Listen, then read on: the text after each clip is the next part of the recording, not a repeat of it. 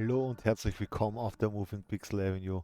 Ich bin's, euer MPA Goose und hier sind wir bei Metal Gear Solid 3 im Greenscreen. Muss ja ein bisschen angelehnt sein an mein Lieblingsspiel. Hallo Christina, hallo Chat, hallo, hallo Egg, hallo Exi. Ähm, Bevor es losgeht, kleine Warnung. Dieses Spiel hat viele Cutscenes. Sehr viele und lange Cutscenes. Ähm, Hallo Heldenkomplex, Servus. Somit ja, also das ist interaktiv spielen und Serie schauen. Das Spiel kam 2004 raus, im November. Warum es für mich das beste Spiel ist? Es war damals innovativ. Damals waren noch diese Schlauch-Games, Level für Level. Metal Gear 1 haben wir ja schon einmal im Stream gespielt, war damals episch as irgendwas. Genau, passt, Musik geh weg, da ploppt zu, dass ich in den Chat höre. Musik war die Feinde episch wie irgendwas. Man musste damals die SIM-Karten ausstecken, um den einen Feind zu besiegen. Psycho Mantis hat er geheißen. Dann kam Metal Gear 2. Auch ein episches Game, nur leider einen Plot-Twist, der es leider nicht zum besten Spiel macht. Da spielt man Snake in dieser Variante. Und ja, den spielen wir auch irgendwann, aber ich mag zuerst den Dreierteil spielen, weil das ist halt der God Game für mich. Man war dann im Dschungel, man konnte sich ein bisschen freier bewegen. Mir hat dieses Dschungel-Setting einfach so taugt. Ich habe dieses Spiel, glaube ich, also ungelogen, mindestens 15 bis 16 Mal durchgespielt. Ich hatte einen Speicherstand, der ist schon 16 Mal gestanden. Also zu meinen besten Zeiten kannte ich dieses Spiel in- und auswendig. Und ja,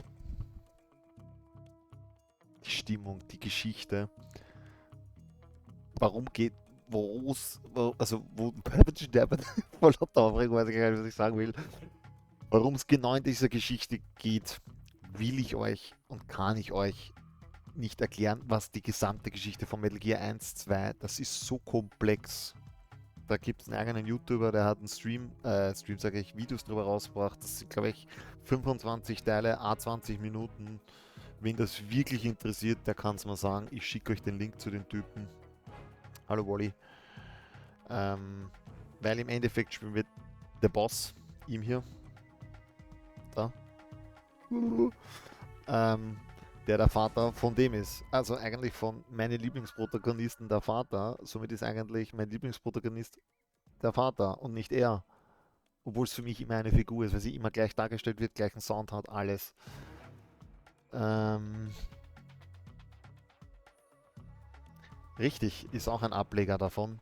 Also die Metal Gear Saga ist eins der komplexesten Dinge. Da kommt Harry Potter, Star Wars. Danke, Wally.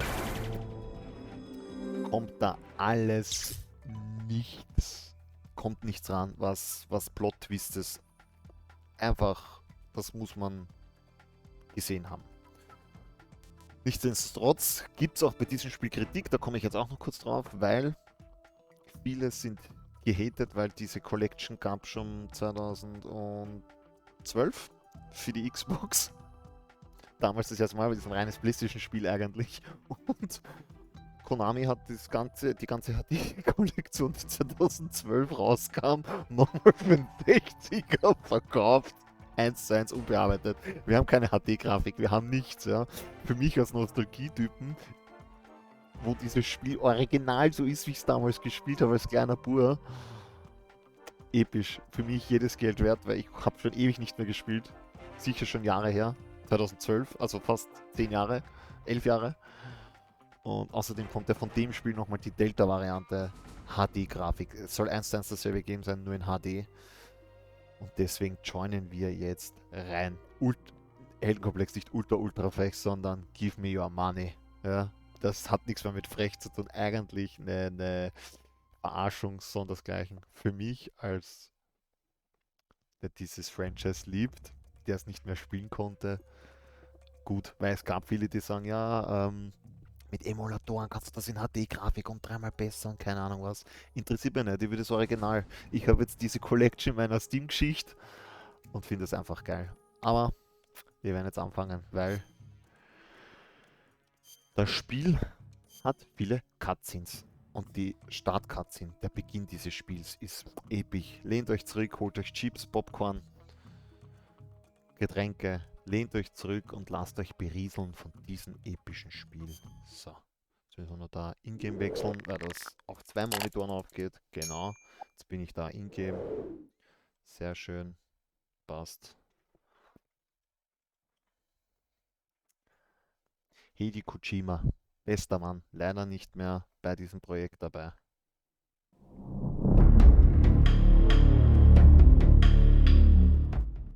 Ah ja, ich habe euch vergessen zu sagen, dass das laut des Todes ist. Man kann hier nicht einstellen den Sound.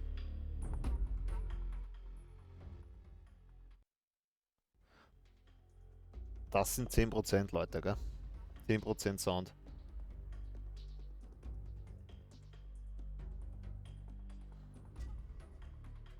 Passt das so vom Sound her?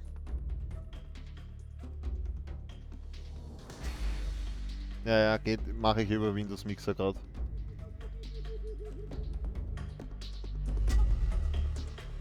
Das wären jetzt 25%.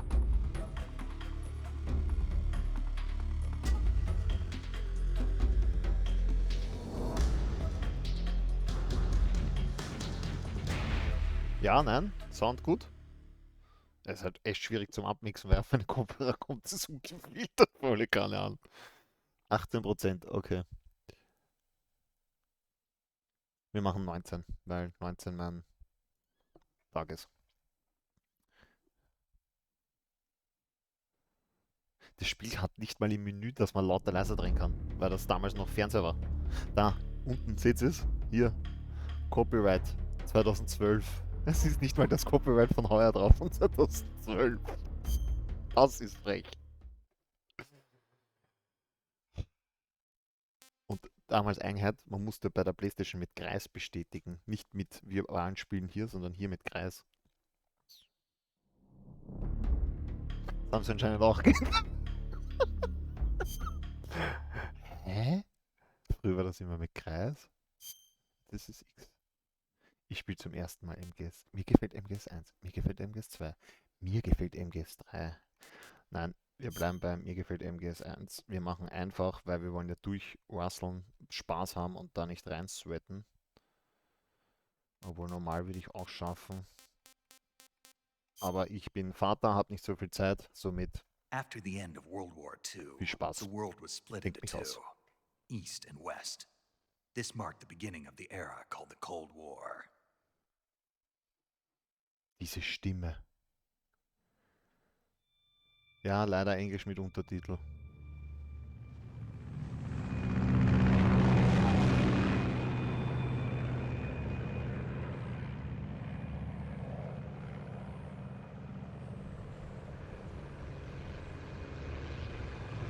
Ja, ich klinge mich ausholen, aber ich möchte die Cutscene nicht zerstören.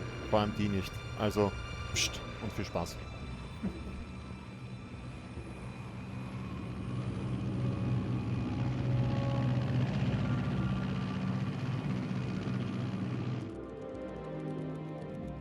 Flying over Pakistan, altitude 30,000 feet.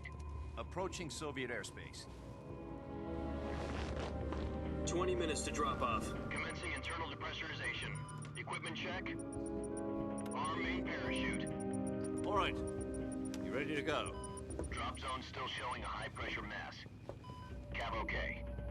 Good. We've got high visibility.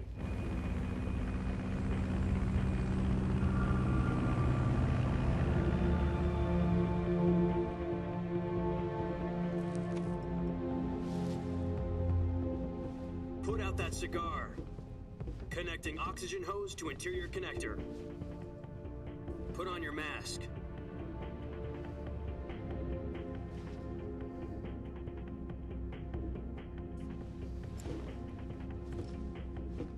Does this panty waste know what he's doing? Approaching release point.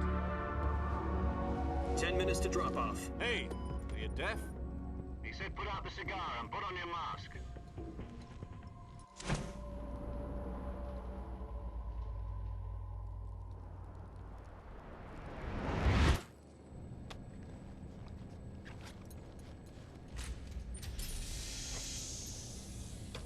Depressurization complete. Checking oxygen supply. 6 minutes to drop off. Opening rear hatch.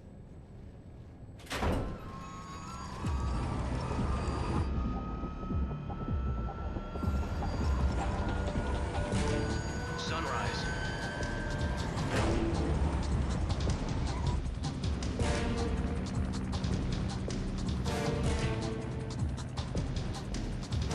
External temperature minus 46 degrees Celsius. 2 minutes to drop off. Stand up. You'll be falling at 130 miles per hour. Try not to get frostbite from the wind chill. 1 minute to drop off. Move to the rear. Activate bailout model. This is one for the history books. The world's first Halo jump. 10 seconds to drop off. Stand by. Status okay. All green.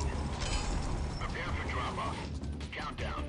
5, 4, 3, 2, 1. Spread your wings. And fly. God be with you.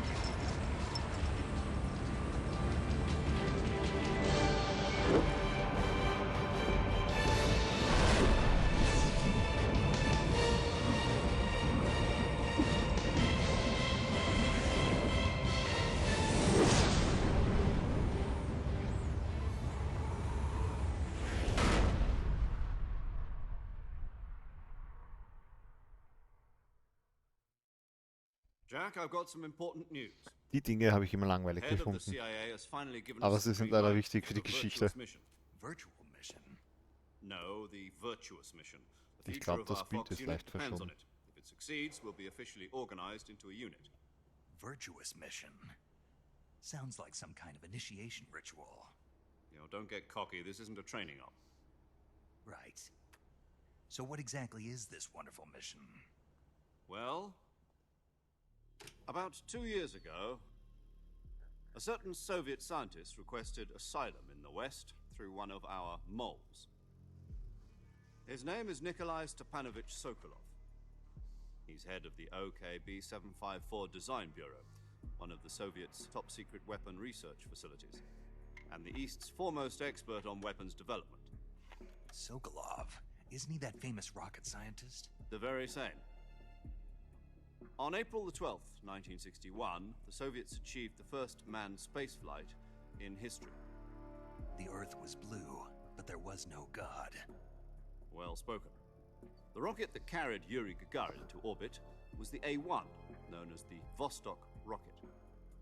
Sokolov is said to be the man most responsible for the multi-engine cluster used in that rocket.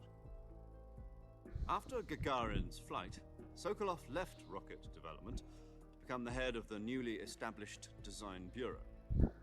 From a lowly technician to head of a design bureau, that's quite a success story, so why'd he want to defect? It seems he'd become afraid of his own creations. Afraid? Call it a crisis of conscience. And for that, he left his country and his family behind and went over the fence? Not exactly. One of his conditions was that his family was also to be taken safely to the west. We used a mole to get the family out first, and succeeded in sneaking Sokolov over the Berlin Wall shortly afterwards. I was the one who conducted the operation. The security on the eastern side was still full of holes back then. Then what? We got Sokolov over in one piece, but the whole ordeal had left him exhausted, and we checked him into a hospital in West Berlin. It took him 2 weeks and more than 600 miles to get from the research facility in the Soviet Union to Berlin. He was in no condition to say anything coherent. And it was only a week later that we had something much bigger on our hands. The Cuban Missile Crisis. October the 16th, Es wird morgen 1962. prüft übrigens, gell, Chat? President Kennedy received word that the Soviets were in the process of deploying intermediate-range ballistic missiles in Cuba. The President demanded that the Soviets dismantle and remove the missiles. At the same time, he announced a naval blockade to prevent further missile shipments from reaching Cuba. But the Soviets didn't back down, instead placing their armed forces on secondary alert. Soviet transport ships carrying missiles continued on course towards Dass du Cuba. euch nicht so alleine US fühlst. and Soviet forces went on alert for an all-out nuclear war. Frantic negotiations were conducted through the UN's Emergency Security Council and unofficial channels to end the hair-trigger standoff.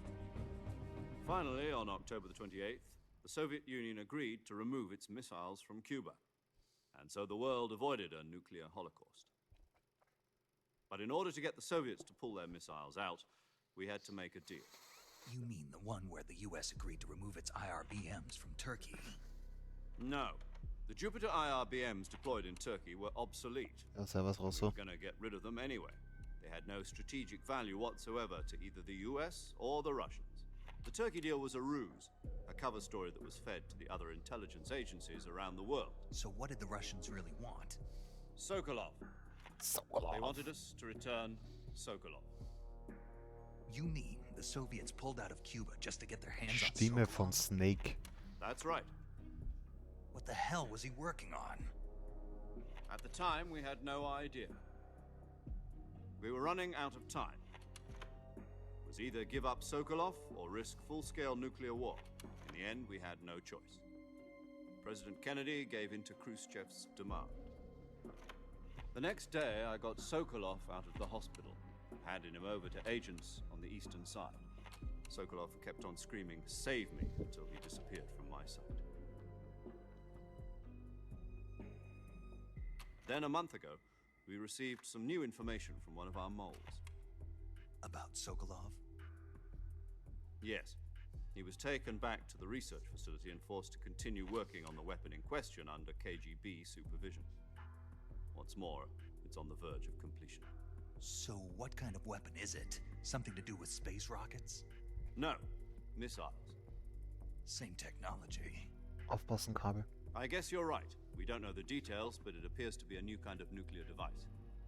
For half a year now, the Soviets have been conducting frequent nuclear tests at Semipalatinsk. Something to do with the weapon, I assume. Wie bitte? We're talking about a secret weapon so big that Khrushchev was ready to pull out of Cuba to get it back.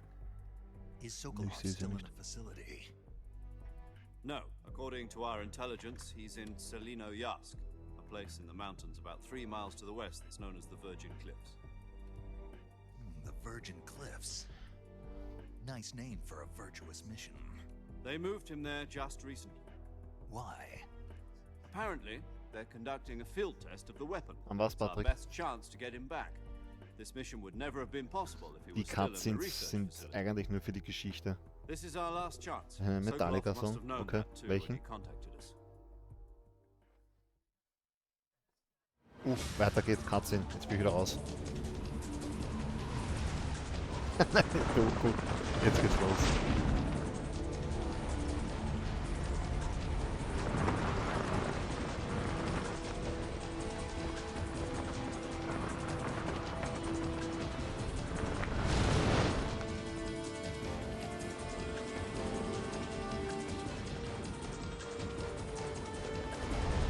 Listen up, Jack. Your mission is to infiltrate Selino-Yarsk in the Soviet mountains, ensure the safety of Sokolov, and bring him back to the West.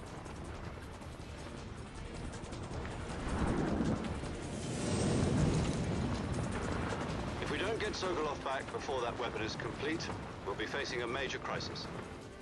The clock is ticking.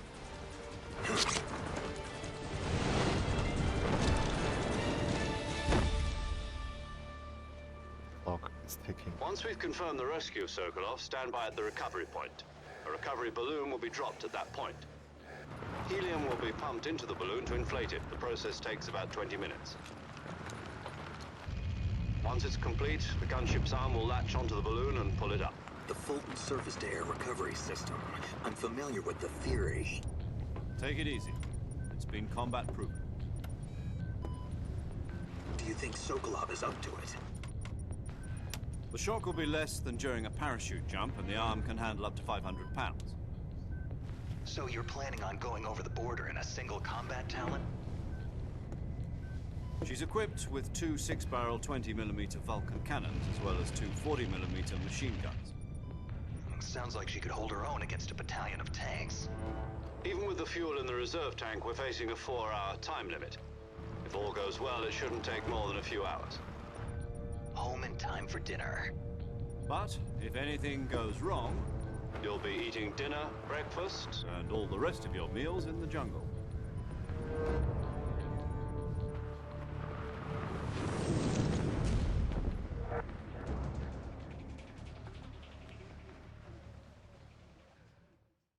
Ich frage mich noch immer, wie er mit dem Fallschirm fliegen konnte.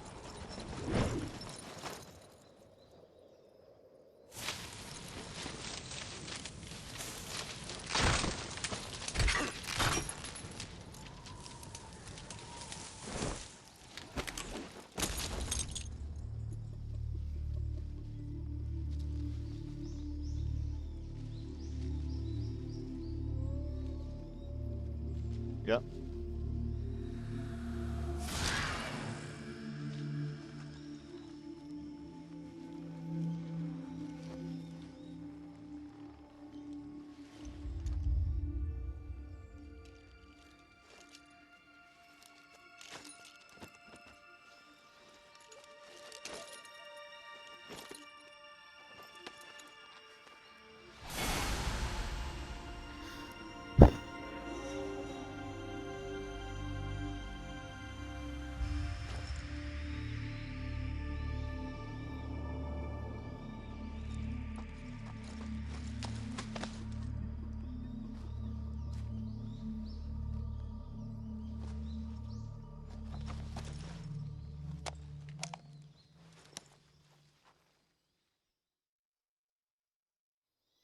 Do you copy?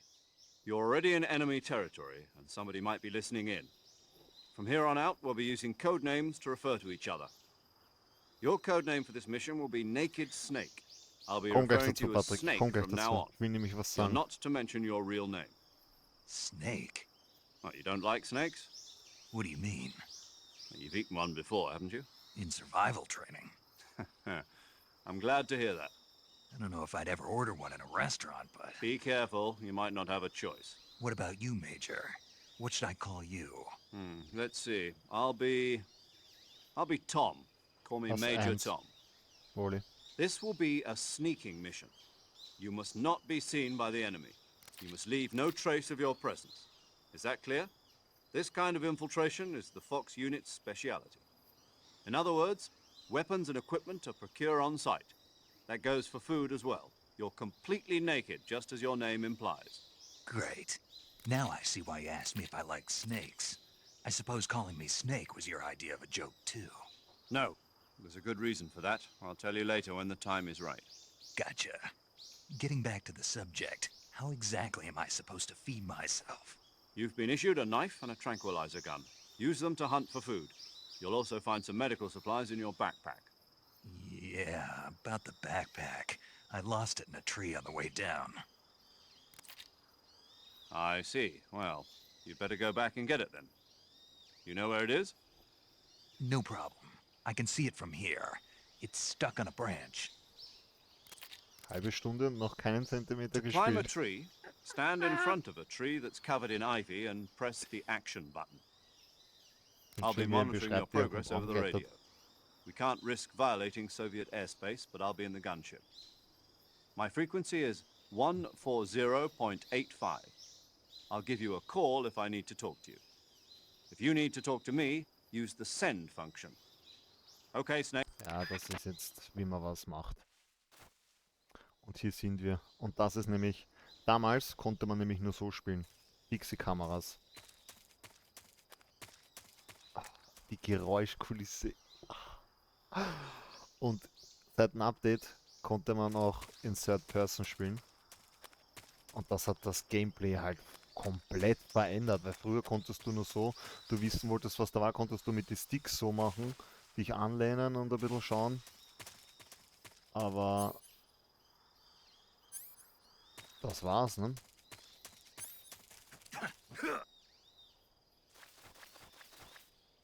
Das Coole ist, man musste essen, trinken, also essen nur, um seine Stamina hochzuhalten, die untere Linie da oben ist, die dünne, die obere ist der Lebensbalken. Und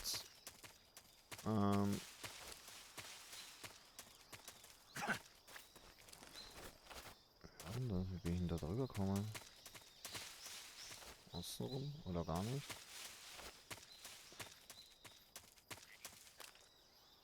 Wo ist die Box? Die kommt erst. Die muss man erst finden.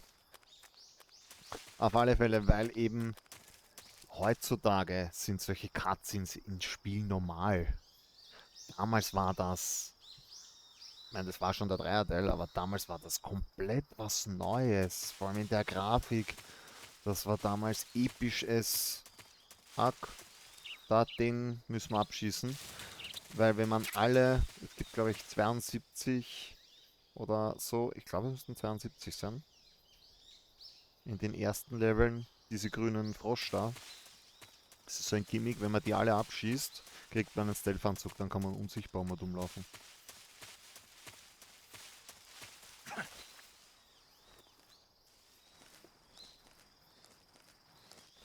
Wie gesagt, das Spiel ist ewig her, da ist eine Schlange, müssen wir aufpassen.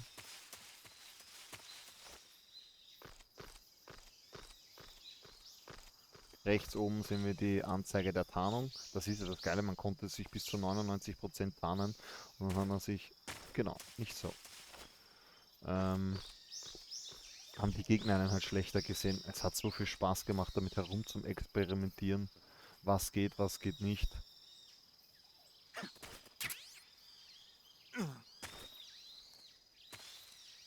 Das in HD-Grafik. Freue mich. Apropos, ich muss das Bildschirm noch einstellen. I see you've retrieved your backpack, Snake. Ja, habe ich. To equip a weapon. Ja, wissen wir.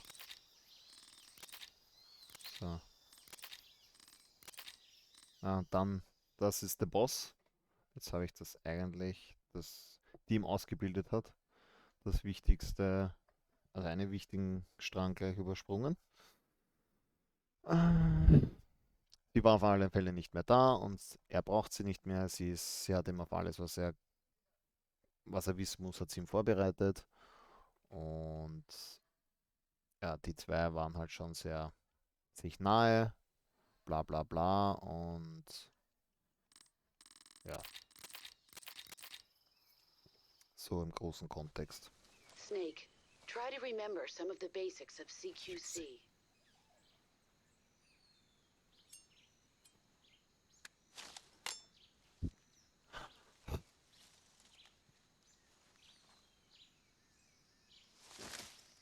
Commencing virtuous mission now. Din, din, din, din, din, din, din.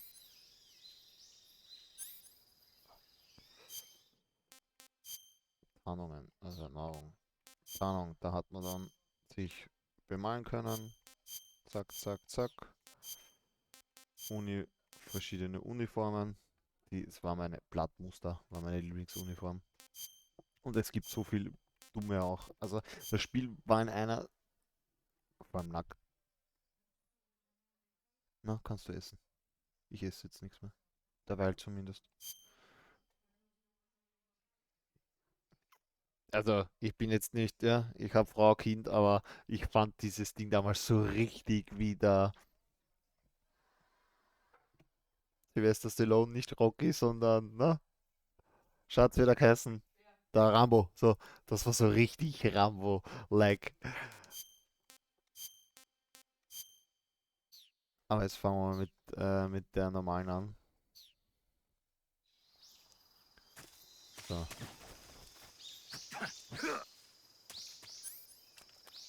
Alter.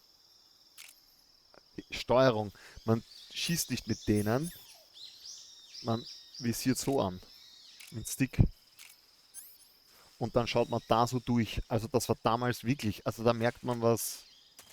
Rambo Balboa. So steht. Da ist die. Da merkt man halt, wie die. Du hast 3 Tasten braucht zum Schießen.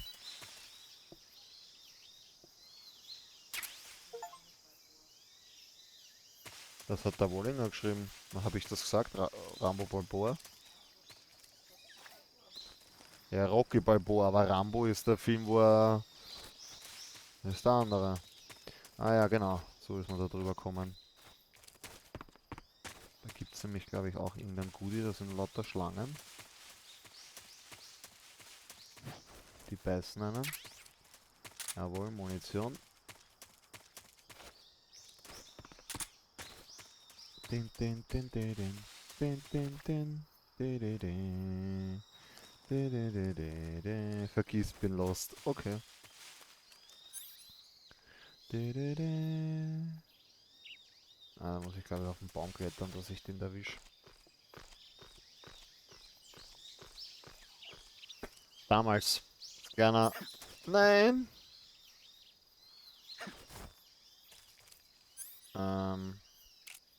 Als kleiner Stöpsel. Dann konnte man hier ziehen, da durchs Fernrohr so schießen und dann konntest du auch noch mit dem links, rechts und wenn du beide drückt hast, dich nach oben. Also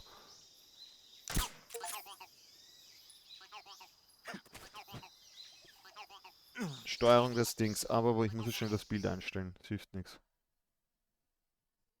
Das ist, warum auch immer. Spielt ihr das? Hallo Remale. Remale. Spielt ihr das Remake? Rein theoretisch ist es kein Remake. Es ist, wenn wir sich ehrlich sind, 1:1 dasselbe Game wie vor. Lol, man kann das gar nicht 16:9 spielen, oder was?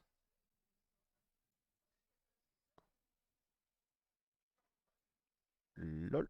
Dann schieben wir das hin. Oben steht es weniger. Ähm, Rimale, ja. Rein theoretisch wäre es das Remake, ist es aber nicht. Das ist 1:1 die Version von damals. Remake kommt erst. Nennt sich dann Delta. Wie gesagt, damals. Kurze Geschichtsstunde.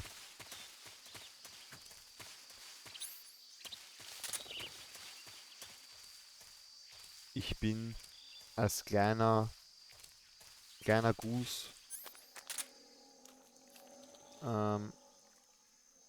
ich glaube, da nehmen wir sich jetzt auch noch so ein Krokodil mit. Einfach wegen den leimenden Sachen. Da musste man immer aufpassen, weil die haben einen gleich einmal geschlagen oder bissen. Dann zeige ich euch Trick 17. Da ist es, Grafik ist so schlecht, dass ich es gar nicht sehe. Gibt's Honig?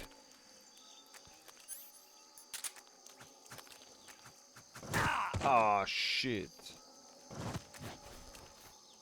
Da, man musste sich hinlegen.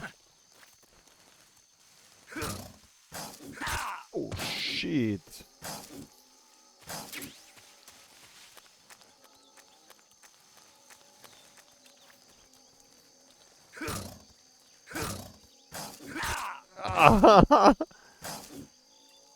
Ja, richtig. Es geht so ja auch. Alter, ich verliere den Bossfight. Weg! Oh! Nein! Wir brauchen... Warum machen es eigentlich so dumm kompliziert? Mach's doch so. Alter, wie dumm bin ich?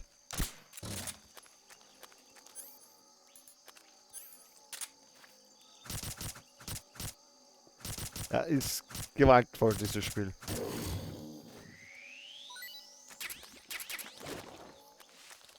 Habe ich jetzt das Ding gekriegt?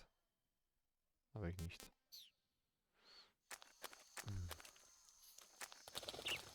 Da hat die Hose jetzt. Die Hose voller Schlamm. Wenn man dazu weit einsinkt. Vor allem sinkt man, was Treibsand ist. Also es gab so viele geile Details.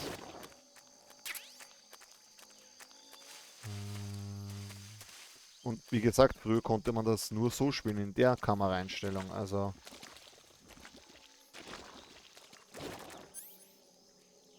Vier hat mir immer so gefallen. War im Nachhinein ein geiles Game. Aber im Großen und Ganzen ist das mein absolutes Lieblingsspiel.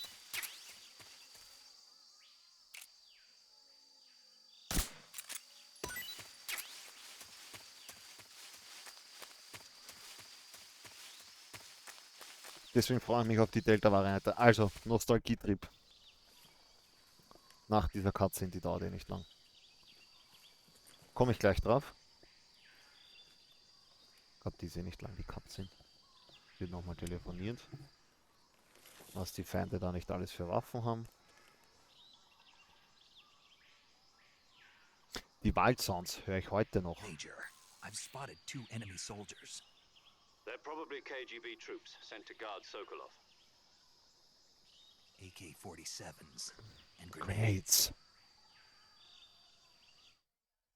So, Wollinger, jetzt kommen wir zu deiner Your Lieblingsdisziplin. presence in Soviet territory is Schleichen.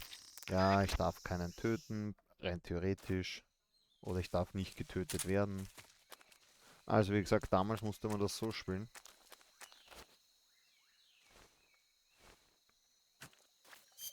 Jetzt zeigen wir euch einmal die Tarnung. Also. Man musste damals schon seinen Rucksack packen. Was man jetzt mitnimmt. Plus 10. Und Wald plus 5.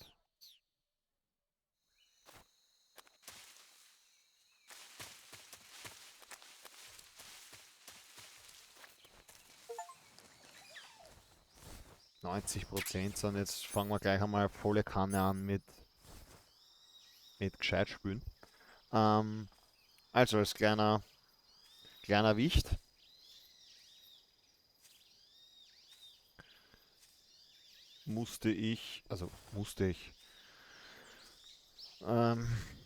Habe ich immer die Zeitungen durchstöbert nach neuen News, wie ich gehört habe, es kommt ein Metal Gear. Ich habe jedes Monat die GameStar-Geschichten und anderen Zeitschriften, die es da gab. Schauen wir, was wir noch können.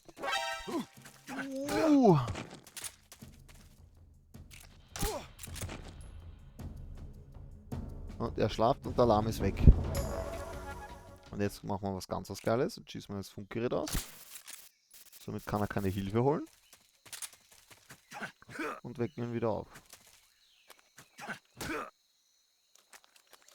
Ich will nämlich was probieren, ob ich die Steuerung noch so kann. Auf alle Fälle habe ich immer Zeitschriften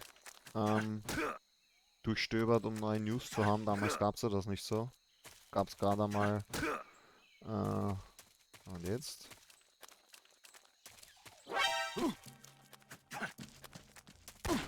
Oh je.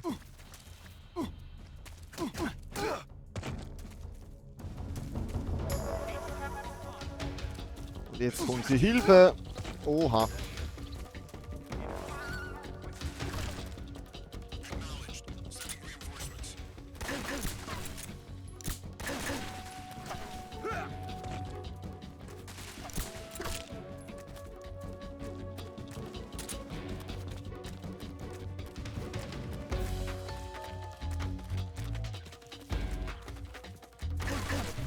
Boah, da kommen noch 3.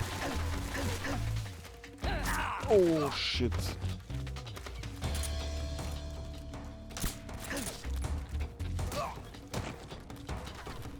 Ich bin Solid Snake, mit mir nicht. Wo war's da?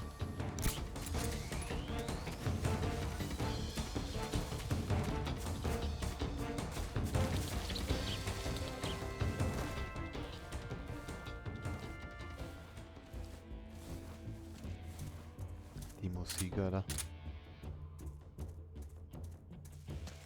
Ah, der sieht mich nicht.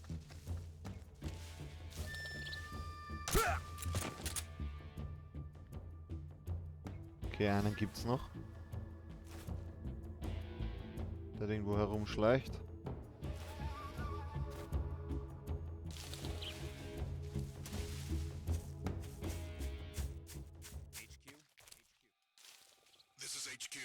Der Barber auf nichts los. Naja, also so konntest du früher nie um die Ecke schauen. Du hast immer so schauen müssen. Und so war das Game halt viel zu einfach, meiner Meinung nach.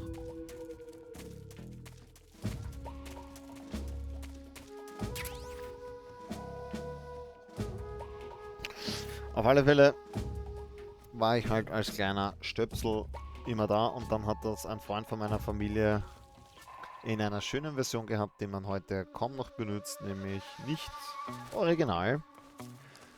Der hat mir das gezeigt, dass er das hat. Ich habe das genau bis daher gespielt, dann habe ich mir die CD genommen, bin runter und habe das den ganzen Tag gespielt. Und dann habe ich es mir aber noch original gekauft, mit meinem Taschengeld, weil ich unbedingt dieses Spiel haben wollte. In Original. Ich sehe, ich werde wo die ganzen Sachen herumliegen.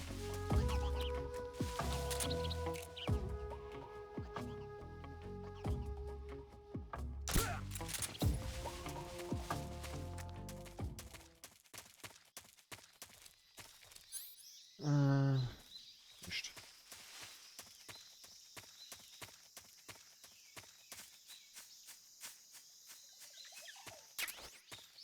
Grenade! Nicht nur wie ein, also ist für mich heute schon sehr episch für mich. Ist runter. Wir nehmen das nehmen wir mit. Und es kommt gleich eine sehr epische Cutscene, die mir wirklich im Herzen wehdan hat. Sie dauert noch ein bisschen. Aber da kommen wir heute auf alle Fälle noch hin. Und ja, wie gesagt, habe das Spiel sicher, ich glaube, der Speicher noch mal 15 oder 16 Speicherständen, wo ich das also hintereinander durchgespielt habe. Das war meine Lieblingsgeschichte. Da habe ich mich so ausgetobt, die Gegner verarscht hin und her. Ja. Was mir am Metal Gear 4 nicht gefallen hat, war erstens, dass Snake alt ist. So richtig.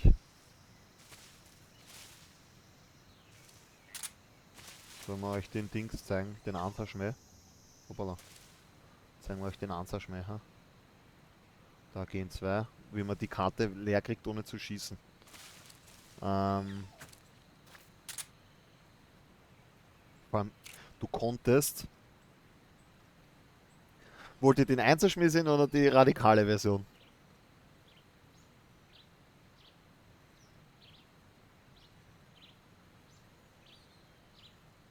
Radikal? Okay. Wird schwierig mit der Waffe, aber ich probier's.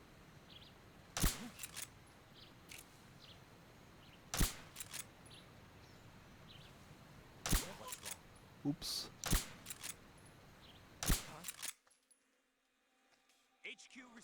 Machen wir beide, ha? This is HQ. Patrol here. We're under enemy fire. Enemy's position is unknown. Going into alert formation. What's going on? Hopp, und da ist er runtergefallen. HQ respond. This is HQ. Patrol here. We're under enemy fire. Enemy's position is unknown. Going into alert formation.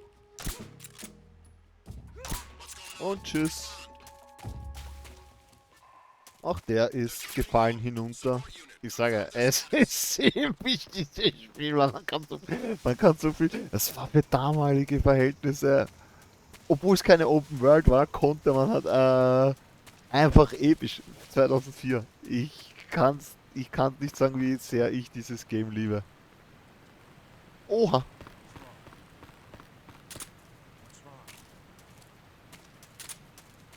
Ja, die habe ich vergessen. Vor allem da unten gibt es gleich einmal eine Machine Gun.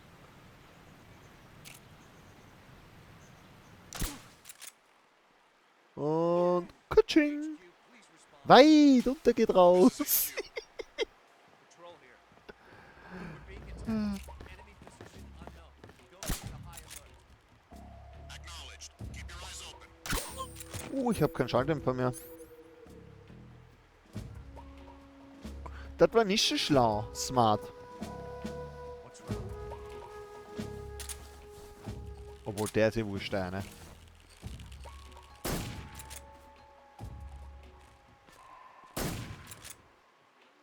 Hallo, Alter.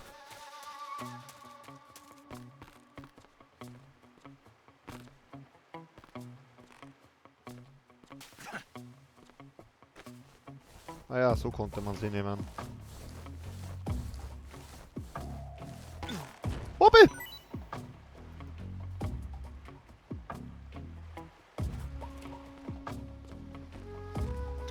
ist das für eine Taste?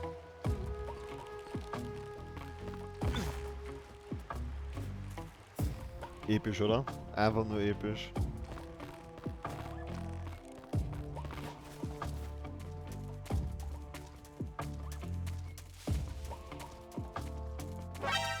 Oh, da ist noch einer.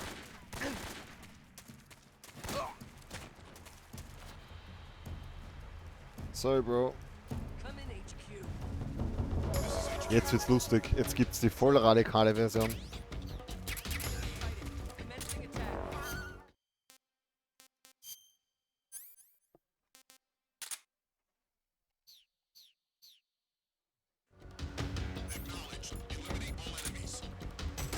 Hoppala.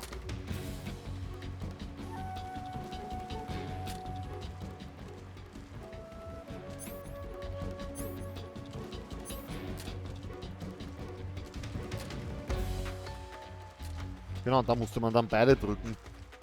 Und dann so um die Kurve glitschen.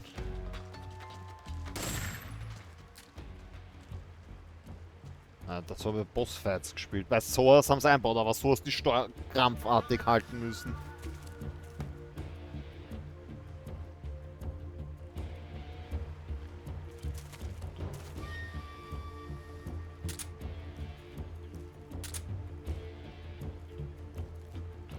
Komm gleich dazu, wo mir der Dreierteil nicht, der Viererteil nicht gefallen hat.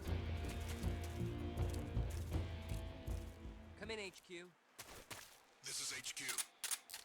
Patrol here. We've lost the enemy. Enter high alert. Acknowledged. The enemy is nearby. Pursue and engage him. Wird sicher gleich nochmal ein Funkspruch kommen, dass die nachschauen.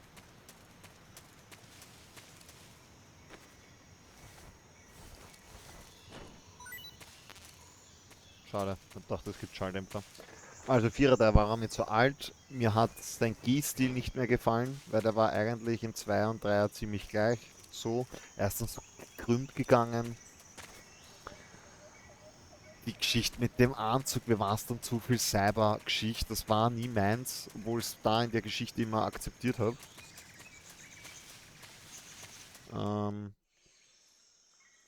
Aber, ja.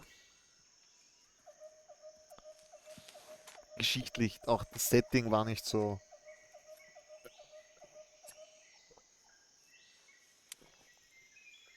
War ein geiler Teil. Aber für mich, wenn ich es rein müsste, 3, 1, 2, 4. Obwohl 1 nur wegen der Grafik. Das war ja damals Ultra. I can't see Sokolov from here. The security is pretty tight. Vor allem da dieses Areal, da kommt man zweimal hin. How many are inside? Oder ich glaube sogar dreimal. Your Austoben war objective, das. Sokolov, is in. Ja, wissen wir jetzt da hinten drin und ich muss ihn rausholen.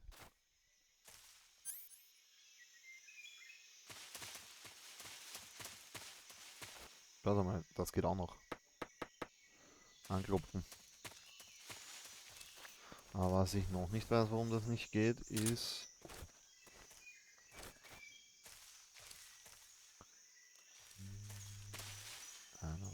Man konnte da auch noch nicht die Gegner so markieren. Wie bei den anderen Teilen. Jetzt probiere ich mal.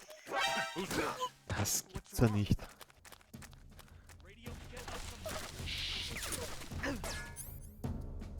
Okay. This is HQ.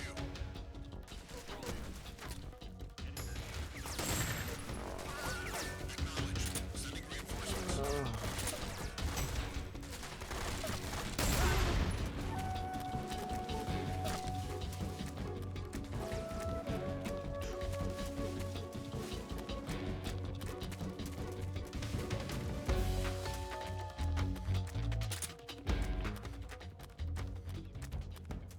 Soll ich euch gleich mein Lieblingsspiel sagen? Man konnte da unten rein und sisigieren. Oder halt eben aufs Dach.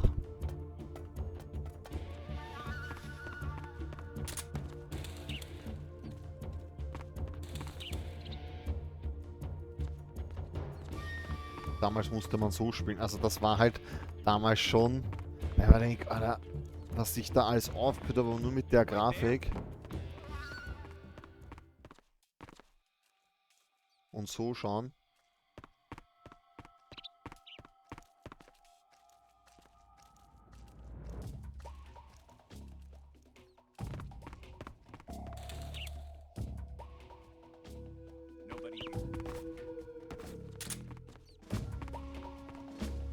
Heutzutage jetzt das so spielen mit um die Ecken schauen und den Vorteil erschaffen.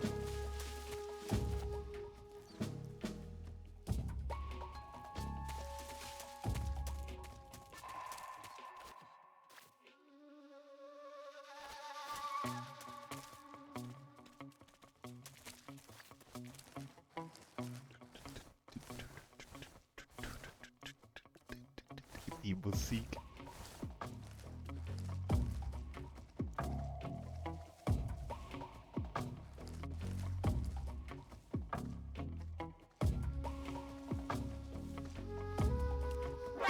Oh shit, Alter, schrägt mich. Genau, das ist dann früher auch immer passiert.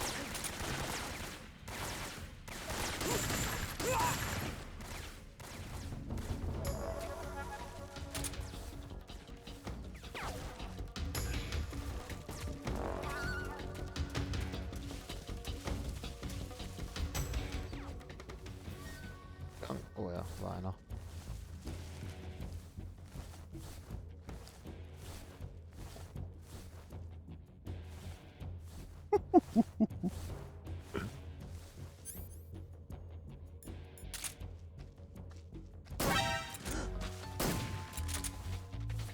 Oh oh, jetzt blinken Granaten rein. Take cover. Der erste ist ohnmächtig.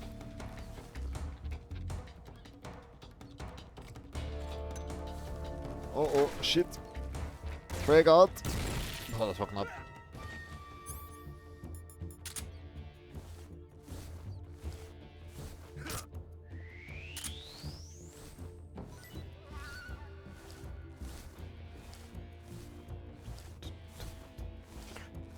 Ich fühle mich wieder wie 2004 in mein Kinderzimmer. Wie so ein kleiner Schulbur.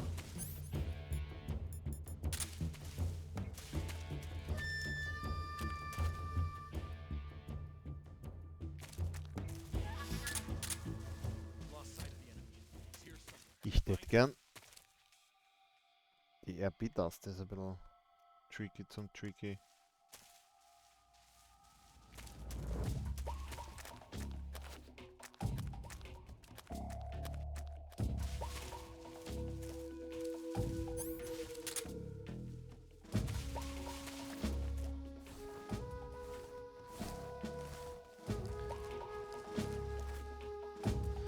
Ich möchte eigentlich.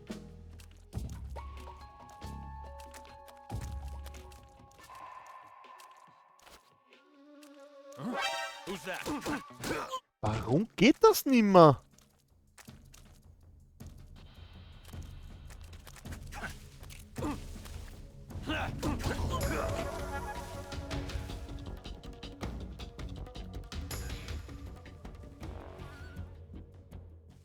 Warum geht das nimmer? Früher konnte man sie.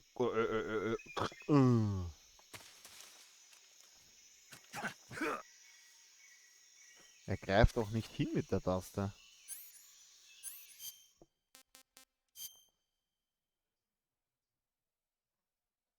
Gibt nicht einmal eine Tastenbelegung zum Nachschauen. Ah! Wie verwöhnt wir eigentlich heute alle sind. Komm, steh auf, Hauerer. Ich will das jetzt probieren. Okay, das ist es nicht.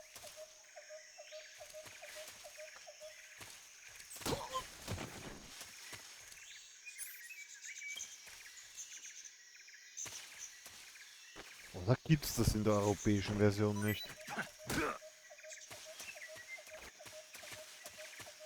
Ja? Das ist durch die Wand geglitscht. Steh auf. Ah, ich weiß warum. Weil das, glaube ich, nur so geht.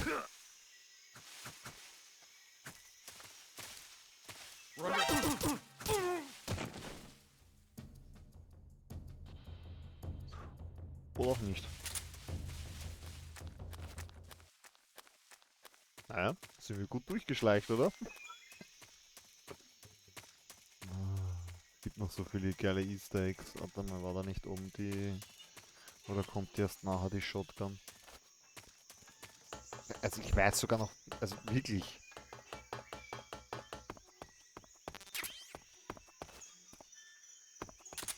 Schalldämpfer.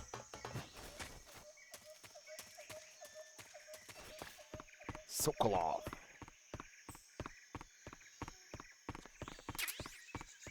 Lebmedizin, nice. Die brauchen wir. Dümmste Versteck. Die ganze Zeit war das. Da zum Warten. Cutscene.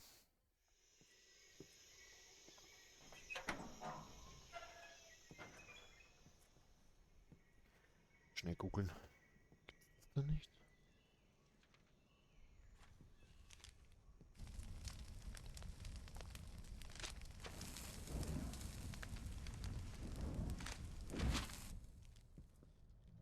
You must be Sokolov. Are you one of Volgin's men? You'll never get it from me. No. I'm a CIA agent. I've come to escort you back to the other side of the Iron Curtain. Das macht Dr. so in die Cutscene meistens das gemeint hat. Yeah. 2004, by Major Exi. Zero, the man who got you out 2 years ago. Zero? I have a message from him. What is it? He said to tell you sorry Hello, for Donald being Mooney. so late. Did he now? What does it mean? It means he's a man of his word. But we've got no time for this. You have to get me out of here before they arrive. Who's they? Colonel Volgin of Gru. You in the West know him as Thunderbolt. Thunderbolt? Never heard of him. He's a member of the Ah, Army's extremist faction, a man who Flash seeks to seize Reverse. control of the motherland. Ever since the Cuban Missile Crisis 2 years ago, Khrushchev has been pursuing a policy of peaceful coexistence with the West. Despite resistance and criticism from hawks in the army and the provincial authorities, Khrushchev has managed to suppress the opposition so far. But the failure grad of his nachgeschaut, ich glaube, ich weiß, was agricultural geht. policies has put him in a precarious position. And on top of that, Ja, the Exi, dafür tragedy bist du zu last jung. November. President Kennedy's assassination. Precisely. In a sense, Khrushchev has lost his biggest partner, and his power base Ja. is rapidly crumbling away. A PS2. certain group is plotting to use this opportunity to seize power. Wie gesagt, by das rallying the Remake anti-government freue forces, mich schon. overthrowing Khrushchev, and installing Brezhnev and Kosygin in his place. The mastermind behind this plot Heute is würden Colonel solche Volgin Cutscenes of nicht the mehr Gru. funktionieren. Viel zu He langwierig. has control over another secret weapons Vor allem research die da. facility much like this one. Aber damals war es episch. OKB-812, known as the Granin Design Bureau, and is using it to further his plans. But that is not enough to satisfy him. Now he's plotting to seize the secret weapon I have been developing here. Danke, and Schatzi, use it as für leverage 9 in his Monate. bid for power. Genau beim Volgin, beim Erzfeind. The Ja, dass man intelligence dann says so in die that they are going to Cutscenes die make their Kamera selber move bewegen konnte. during the Einfach nur test. episch. Originalbild? The soldiers Das mache ich. outside. Exactly. They Übrigens, wouldn't need that many men just to keep me inside. Their orders were to prevent Colonel Volgin from capturing me. also Colonel Volgin ist der Oberboss, der ihn Even if it entführt meant hat, killing me dass in the er halt quasi process, den Metal or Gear so it baut. seemed. Und wir sollen ihn da wieder rausholen. Soweit? So verstanden. Long story short. Volgin will come. I'm sure of it. You must get me out of here before then. Gute Nacht, Rosso. Leave it to me. Leave it to me. By the way, your Russian is superb. Where did you learn to speak it? From my mentor. Oh, my mentor. Is that so? America's truly a frightening country. Dieses Having second thoughts. die Vögel. No. I have no love for this place. Let's go.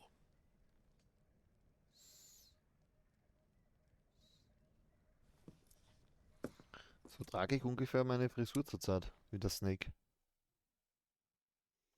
Major, this is Snake. Das ist Sokolov is safe with me. He's doing fine. No injuries. Good work, Snake. Now hurry up and get Sokolov to the recovery point. We'll rendezvous with you there. Roger. What about the sentry? I had to kill them. There was no other way. But no one will know we were involved. I see.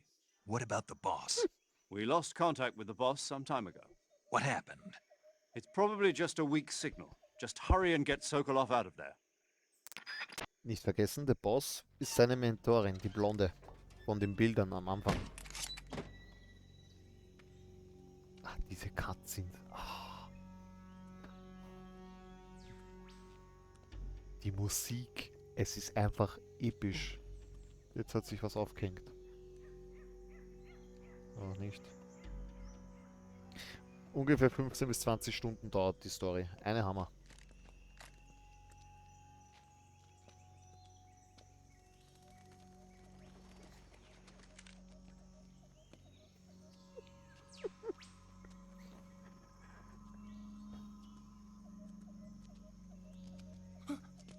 Auch was eigentlich witzig ist, weil mich eigentlich nur realistische Sachen interessieren und das ist so weit weg vom unrealistisch sein in manchen Situationen.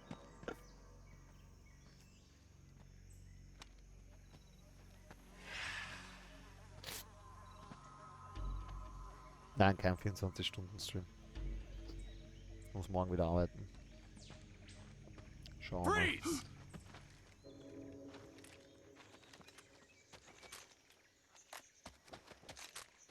Ich klinge mich mal wieder aus. Ich will die Katze nicht zerstören.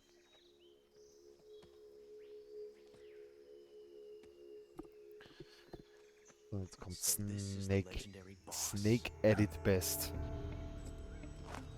Und da kommt ein wichtiger Hauptchar der ganzen Reihe. We meet at last.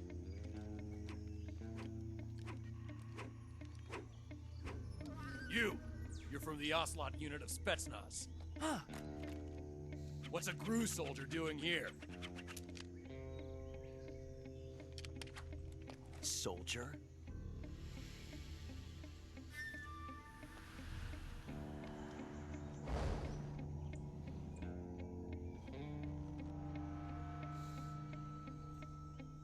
He's the Ocelot commander.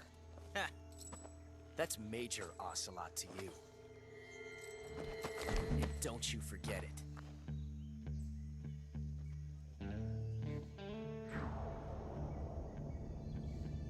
Sokolov is ours.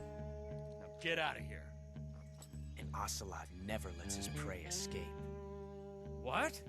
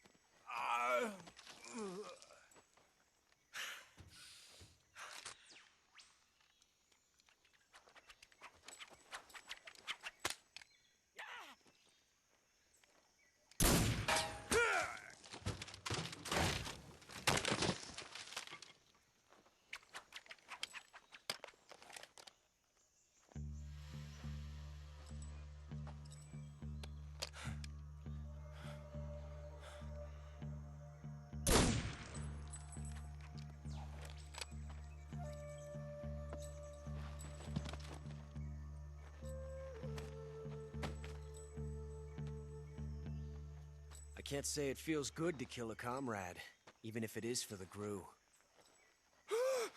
Sokolov, take cover.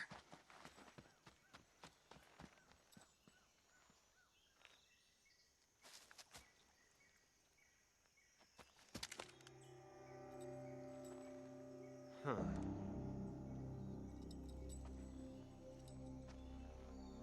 You're not the boss, are you?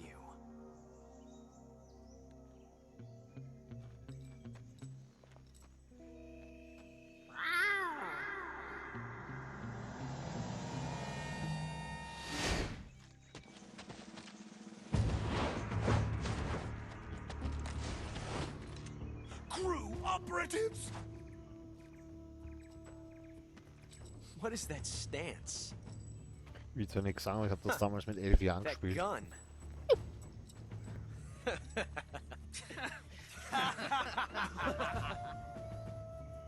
If you're not the boss, then die.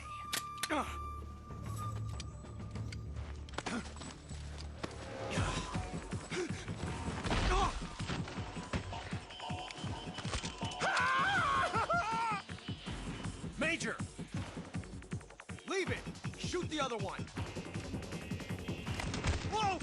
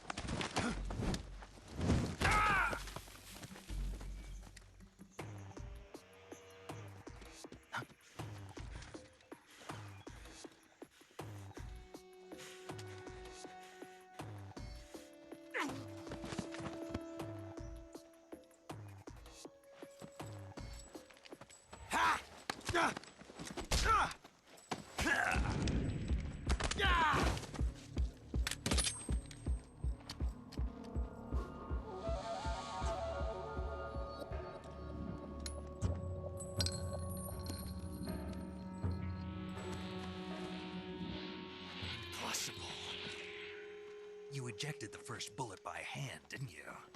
I see what you were trying to do. But testing a technique you've only heard about in the middle of battle wasn't very smart. You were asking to have your gun jam on you. Besides, I don't think you're cut out for an automatic in the first place. You tend to twist your elbow to absorb the recoil. That's more of a revolver technique. You filthy American dog!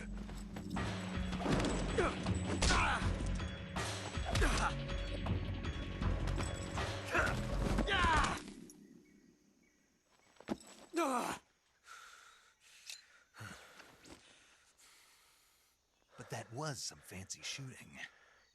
You're pretty good. Pretty good? Pretty good. Ich kann es halt noch immer auswendig. Oh, ich liebe es. So, mal eine Runde telefonieren.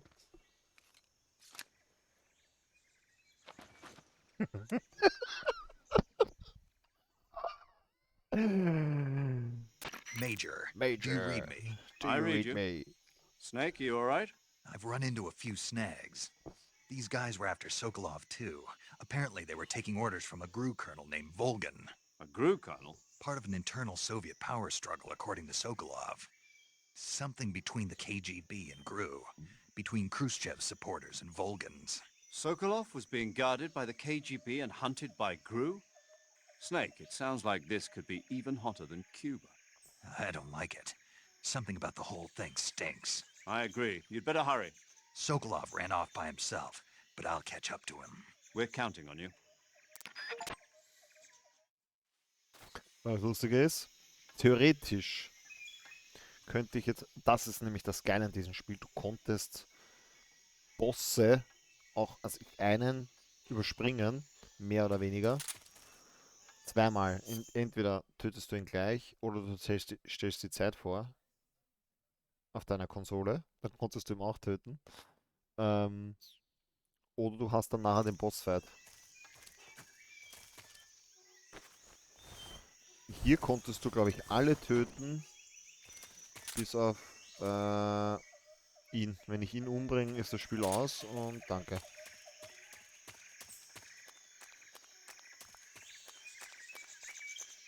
Aber Mann. Ich glaube, du kannst den auch nicht aufwecken. Alle nicht. Ob es da was gibt vom Ocelot.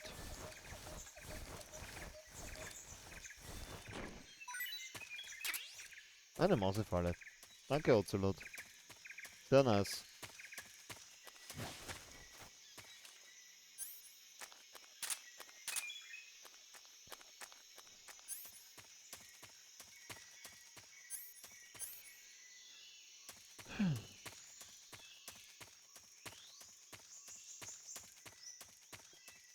Weiter mit der nächsten geilen Cutscene. Die ist wirklich episch. Also das, was jetzt kommt, ist...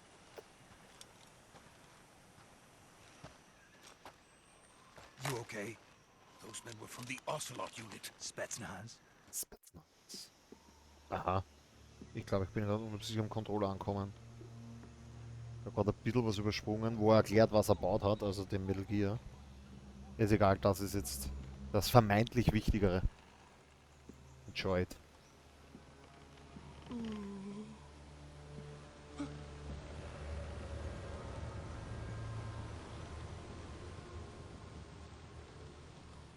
Dann bekommst du die Brücke nicht wieder repariert.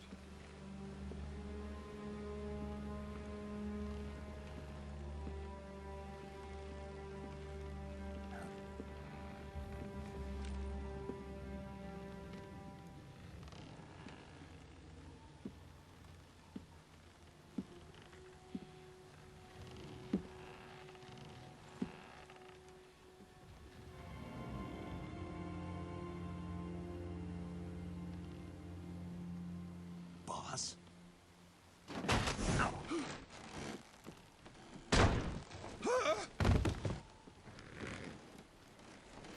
Cool auf, Alter. Good work, Jack. What are you doing here? Sokolov comes with me.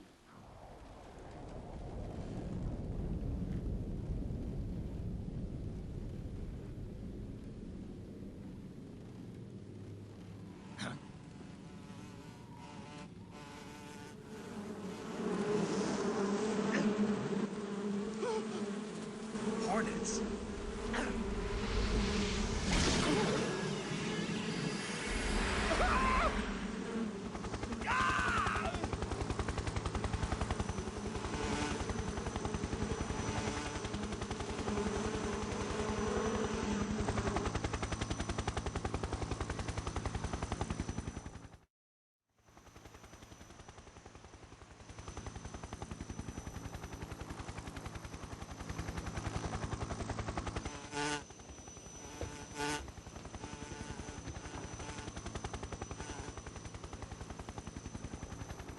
My friends, let us fight together again.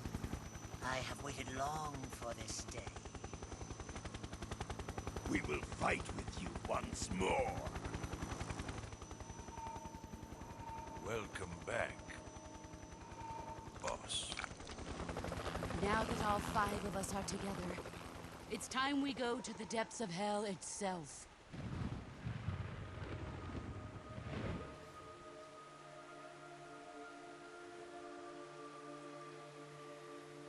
It's raining blood. Is he crying?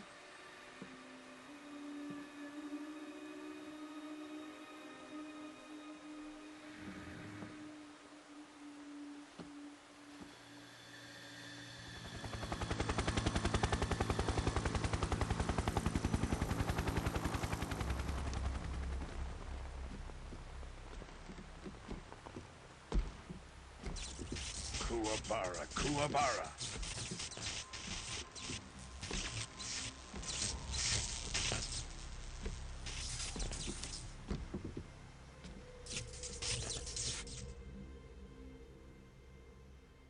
Ah, what a joyful scene. Colonel Vogan. Welcome to my country. And to my unit.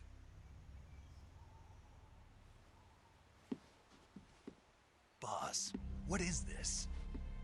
I'm defecting to the Soviet Union. Sokolov is a little gift from my new hosts. Recoilless nuclear warheads.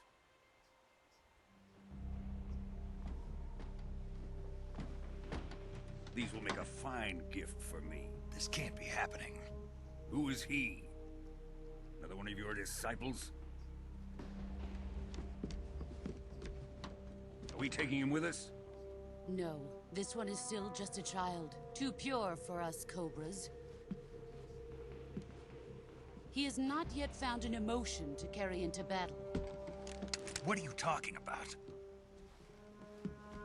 Think you can pull the trigger?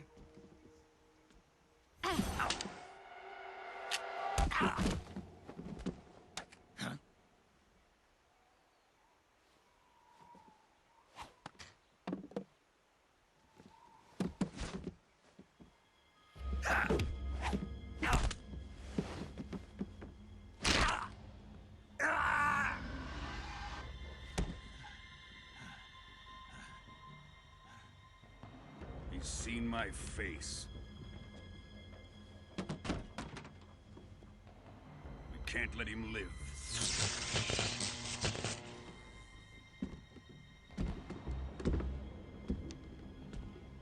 If Khrushchev finds out about this, we're finished.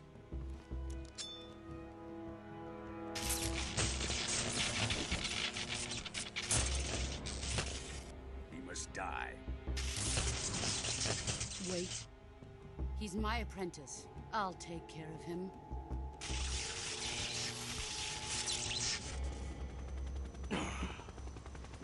Jack, you can't come with us.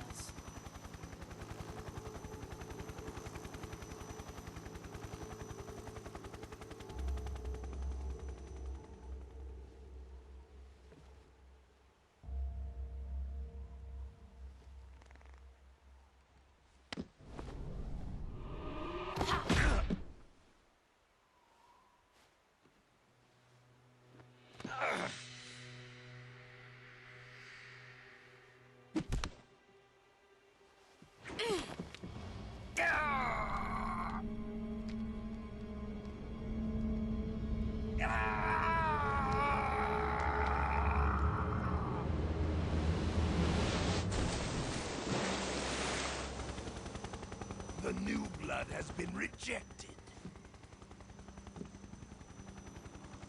Drift away.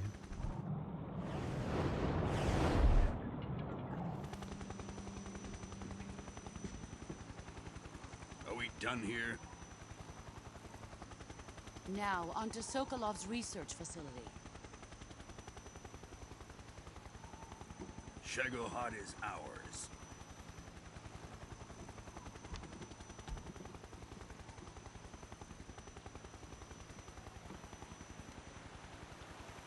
Drift away.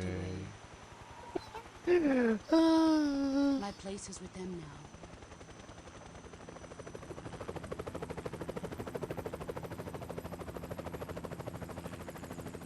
Da hat uns wohl unsere Mentorin verraten.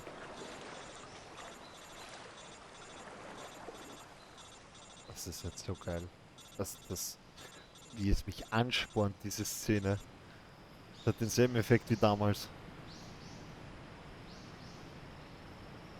Für mich kommt da dieses Never Give Up Mentalität hoch.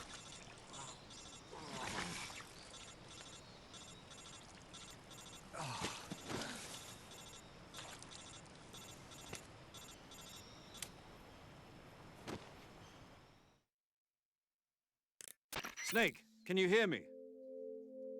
Yeah. Just barely. Snake, listen to me. You need emergency medical treatment. Can you move? You've got to get those wounds treated. Hang in there. All right, let's get you fixed up. Paramedic? Okay, Snake. Just relax and it'll all be over before you know it. Stay with me. I've seen people in worse shape before. Think you can handle it? Major. The boss. She's defected. We'll talk about that later. First, we've got to get you patched up. Okay, here we go. First, open the survival viewer with the start button.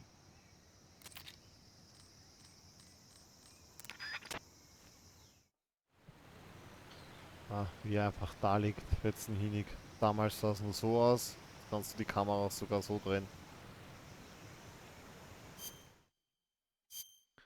Moment. Achso, na, hätte ich vormachen müssen. Es gibt so viele geile Anekdoten. Jetzt hat er das Haarband ja noch nicht. Das tragt er dann nachher, wie ihr hier seht. Weil das hat er von ihr. So viele kleine Details. So, schlimme Schnittwunde, Blutungen, anlegen. Wir brauchen, glaube ich, Serum. Na, Blödsinn, das ist das. Wir brauchen das, das, das und das. Das ist einmal 1. Schlimme Schnittwunde, genau. Das, das, das und das. Das, das, das und das. Das, das, das und das. Das und das. Das und das.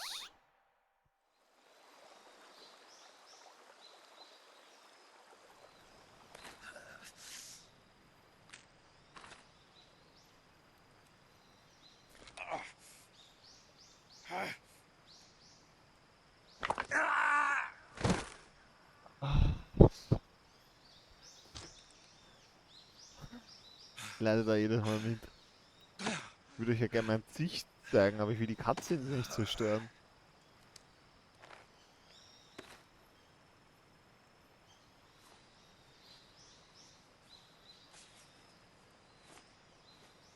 Das Geile ist, wenn man sich im Spiel so verarztet, kann man so herumlaufen.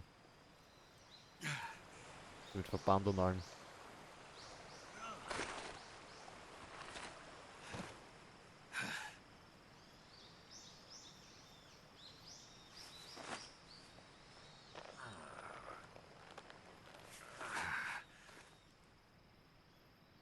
Good job, Snake.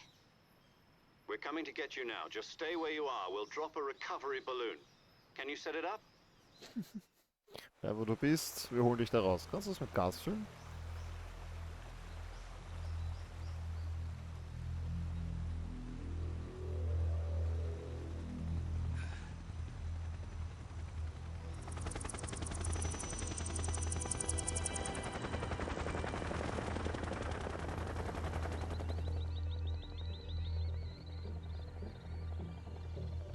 Der Metal Gear, der Shagohard.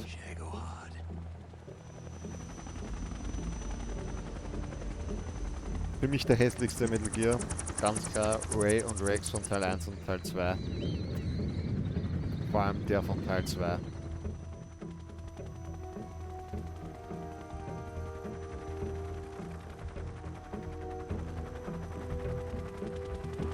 Das Spiel vor 11 Jahren das letzte Mal gespielt. Weißt du das?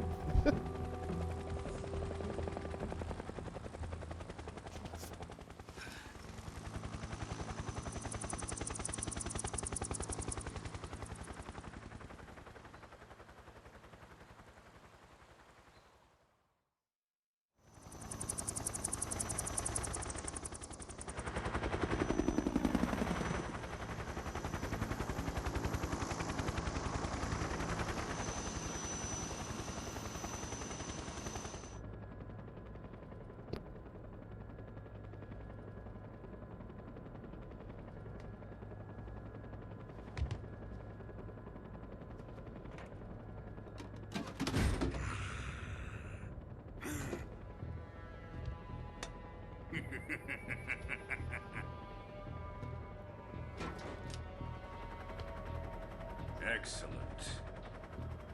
A great success. Thanks to the boss and her cobras, I have both Sokolov and the Shagohod.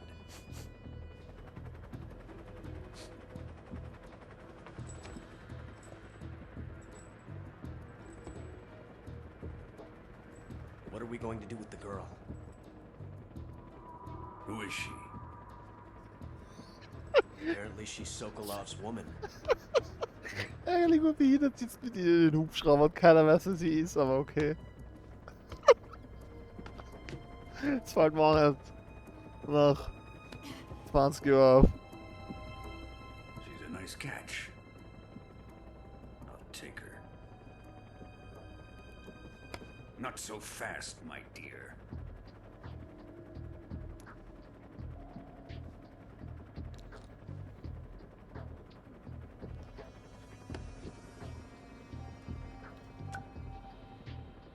A kiss of death. Are you KGB? We may be able to use her.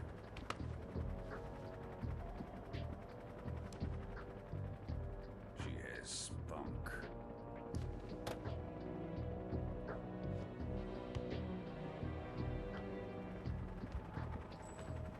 Shall we take her back to the base? Perhaps we should. Die reden, wenn die nicht da ist. Sokolov's research facility. I think it's time I gave this marvelous new toy a try. Colonel, even if they are our enemies, they're still our countrymen. But it won't be me that pulled the trigger. It'll be our friend, the American defector. You're going to nuke your fellow Russians? Remember the Alamo. Colonel!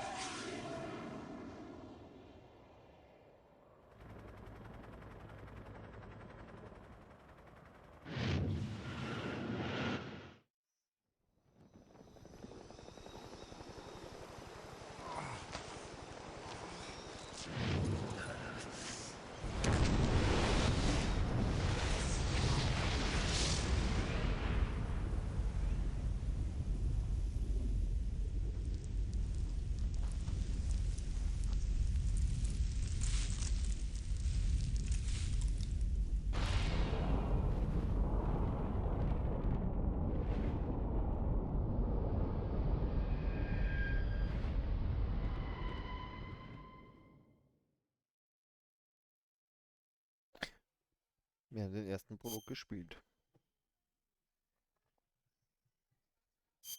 Also, das, was ich auch noch sagen wollte, ist, dass wir haben ja das Spiel eigentlich 1:1 wie das Remake damals rausgebracht. 2012 hat es halt noch keinen interessiert. Und da haben sie ein Press-Release bzw. in die Dokumente schon drin stehen. Oh, Intro.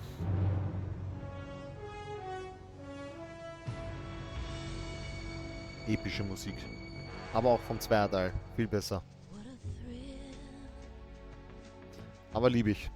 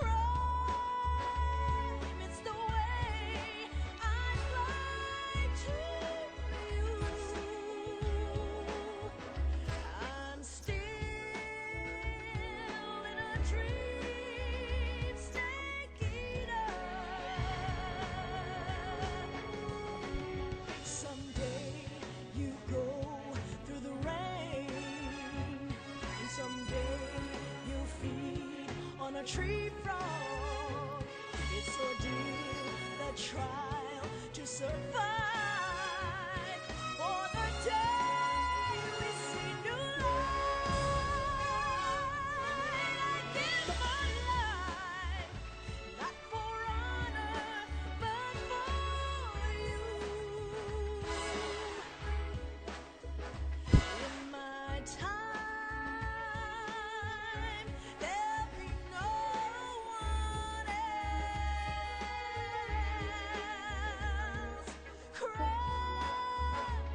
it's the way I fly to you. I'm still in a dream, snake eater.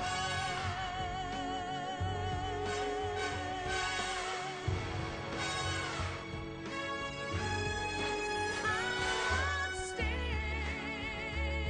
in a dream, snake eater.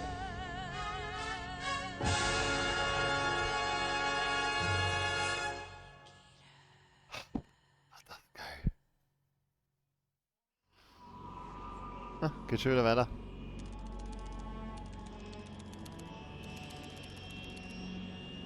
Also, Metal Gear, Konami hat ein Press Release rausgebracht, das so wie damals mit Frauen in dem Spiel umgegangen wird, das heute nicht zeitgemäß ist und dass es ein verstörendes Verhältnis geben kann, wenn man das heute sieht.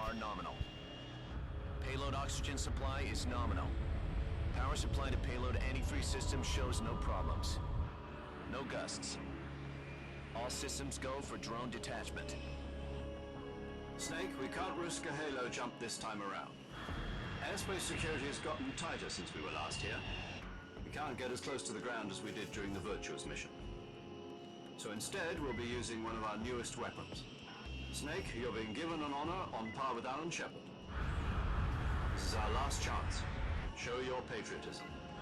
If you fail, you'll be back in a hospital bed again, waiting for the firing squad. Boom. So how does it feel to be a patient in one of the most advanced ICUs in the world? Could you do Ja, me a favor and tell the suits about visiting hours? I'll never get better with them assaulting können me wir day den and Text night with their überspringen, ja oder nein? questions. Must be part of the top brass's inquiry. More like an interrogation. According to them, I'm a traitor and an accomplice to the boss's defection. They're just looking for a scapegoat. Does that mean they're after you too? Let's just say neither one of us is going to be made a national hero out of this. Does this mean Fox is going to die? No. This fox is still one step ahead of the hounds. The reason I came to see you today, Jack, it's time for Fox to clear its name. What are you talking about? The situation has changed. We've still got a chance to come out of this one alive. Yeah, what kind of chance? Don't get too excited. Here, have a cigar. It's Cuban.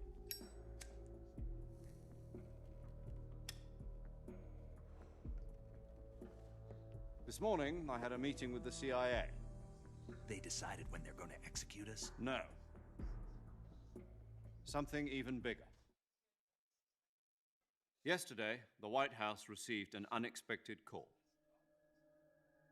President Johnson? Yes, I hear you, Mr. Chairman. It was a hotline call from Khrushchev. Hotline call. From the head of the Soviet Union? That's right. A few days ago, one of our country's main design bureaus, OKB 754, was destroyed in a nuclear explosion. At about the same time, our anti-aircraft radar picked up a signature that appeared to come from one of your military aircraft. Does any of this sound familiar to you? In retaliation, I have placed our armed forces on secondary alert.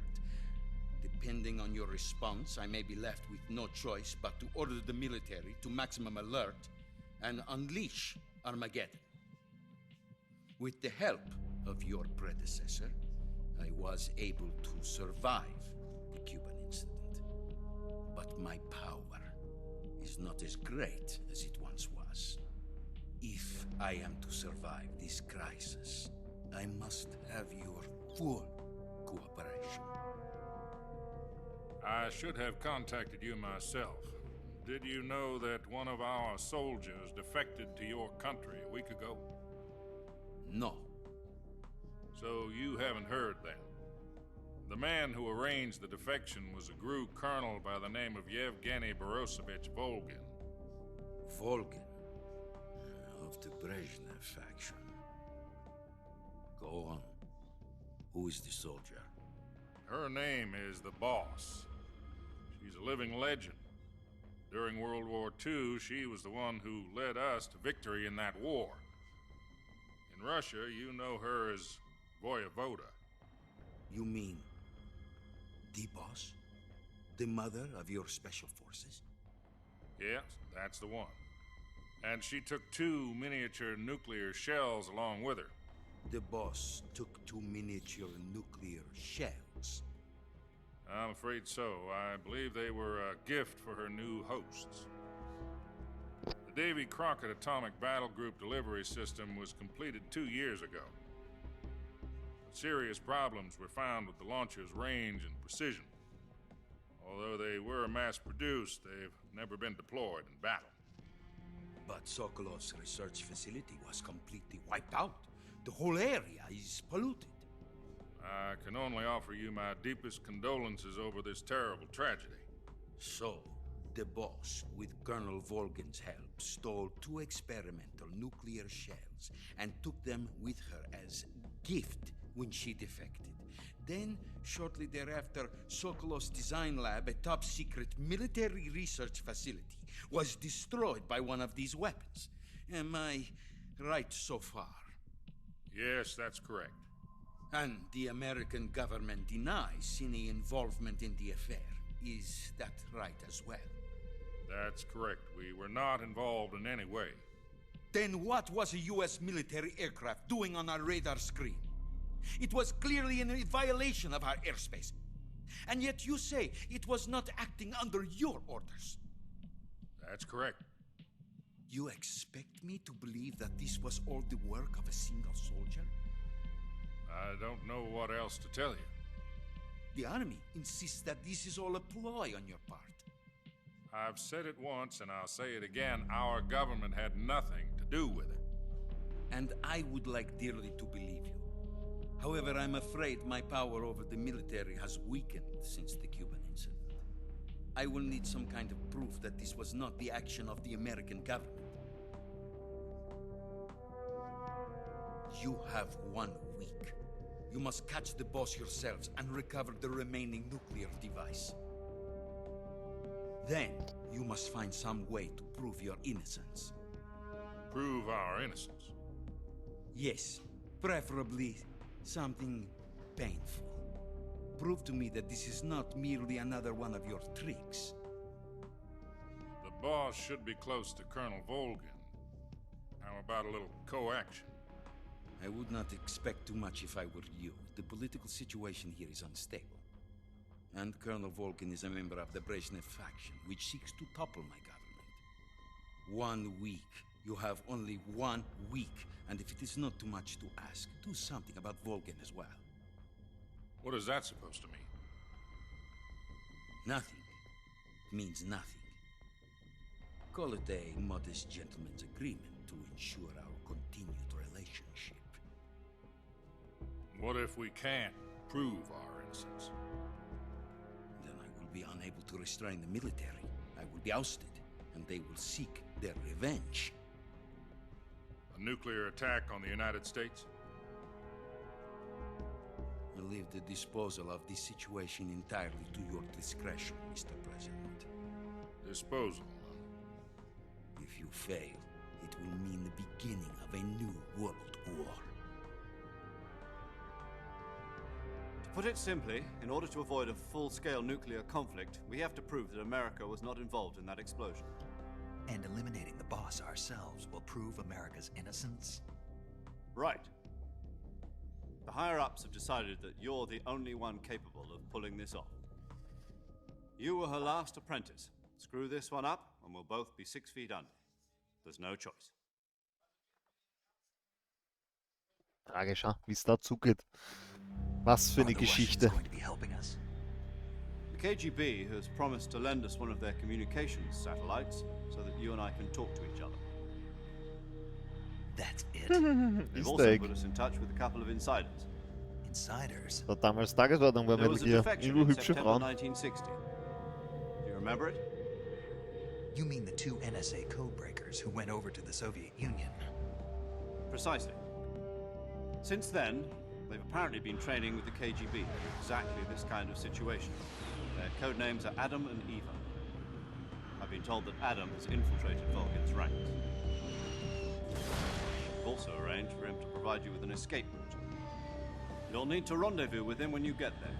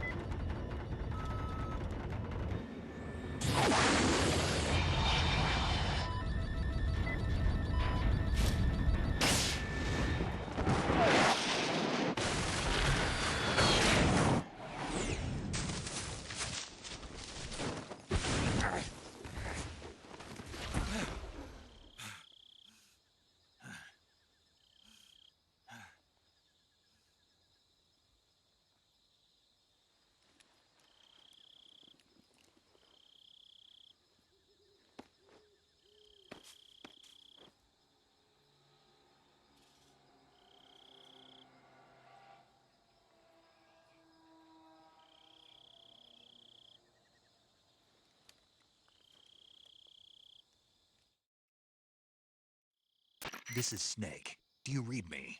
Loud and clear. Glad to see you landed safely. I got blown pretty far off target.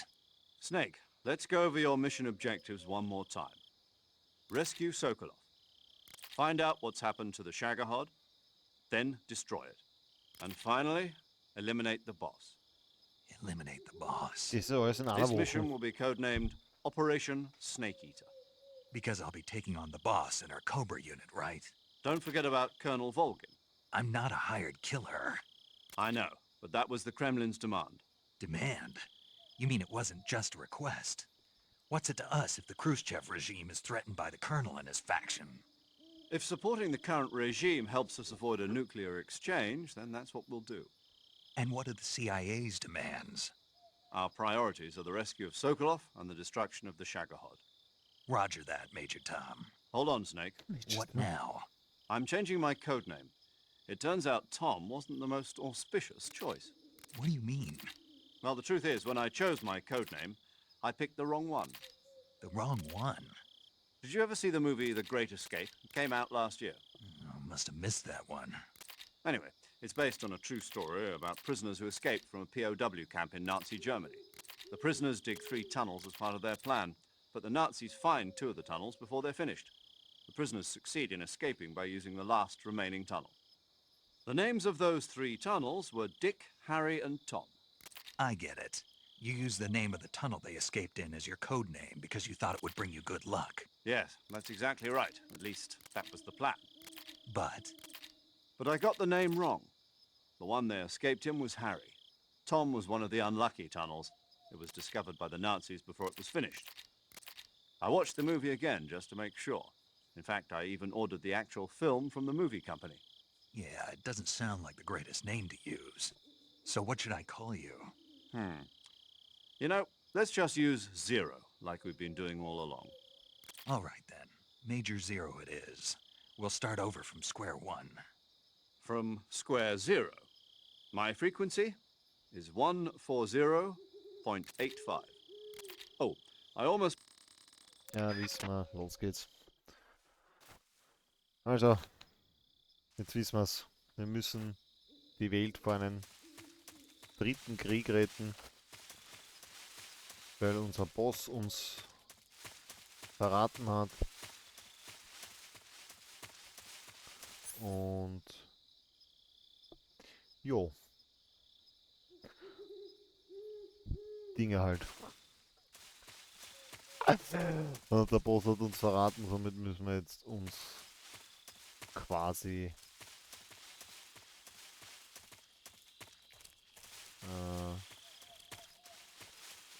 wir müssen den Boss töten. Siehst du, jetzt hat er das Bundle.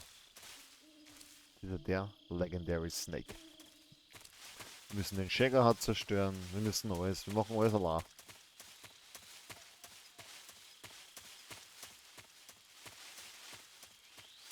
Und die Mission mochte ich nie, vor allem den Anfang. Der war immer für mich so schwer. Warum auch immer.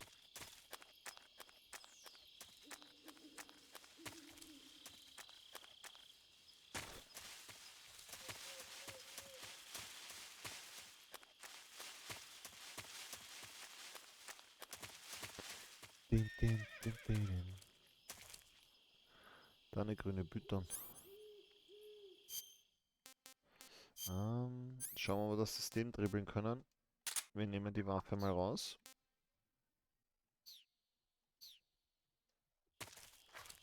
Weil ich weiß, was in der nächsten Cutscene passiert.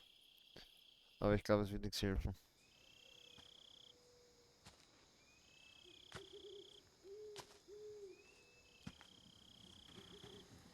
Vor allem hinterlassen ja wieder Spuren.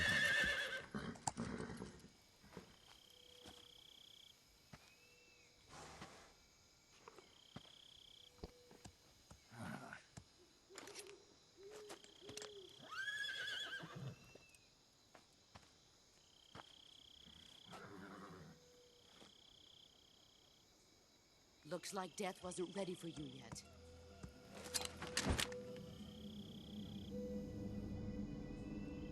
Boss. That arm still hurt?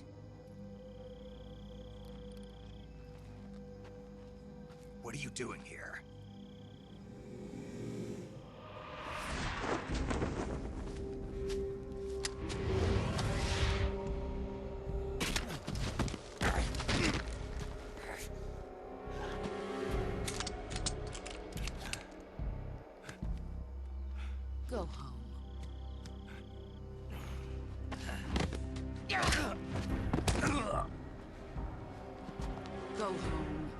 and my sons are waiting up ahead.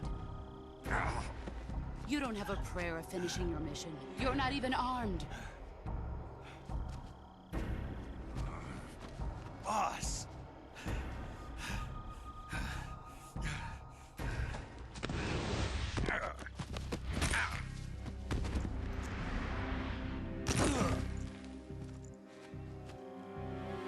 I'm not your boss anymore. There's nothing for you here. Go home. Go back to your boss. There's no need to prove that you are virtuous here. This isn't America.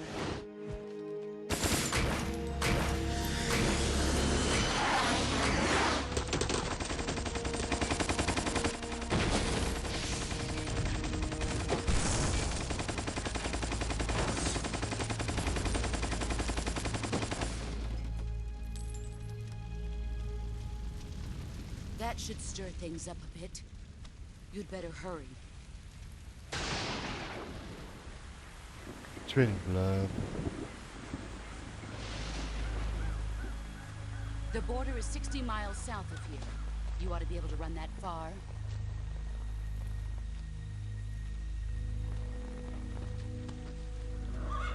Why'd you defect? I didn't. I'm loyal to the end, to my purpose. What about you, Jack? What's it going to be?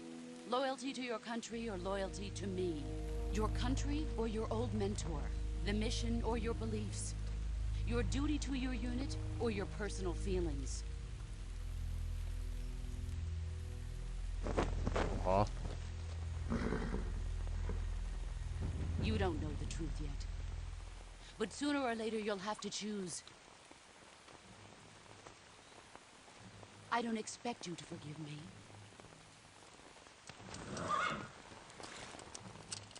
But you can't defeat me either. You know me too well.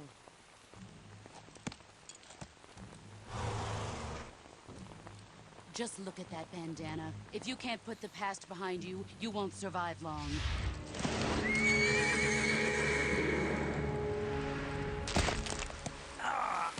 If we meet again, I'll kill you. Now, go home.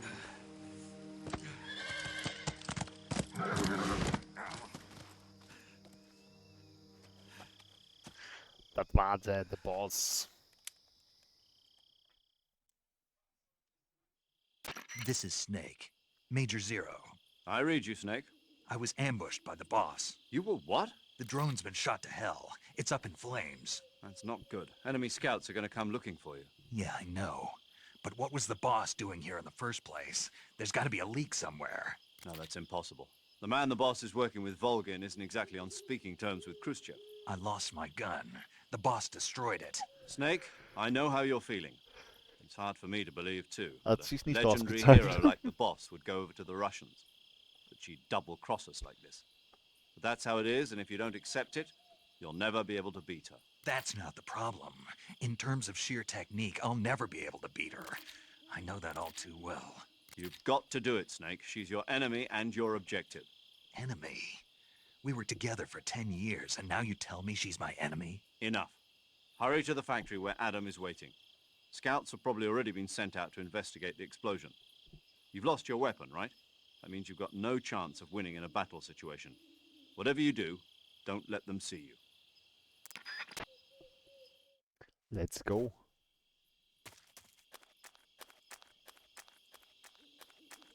Das sieht nicht aus.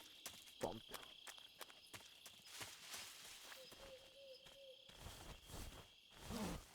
What's this? HQ? HQ. This is HQ. Patrol here. So. We have evidence of an enemy intruder. Commence alert formation. Genau, so geht's nämlich. So muss ich mich ranschleichen.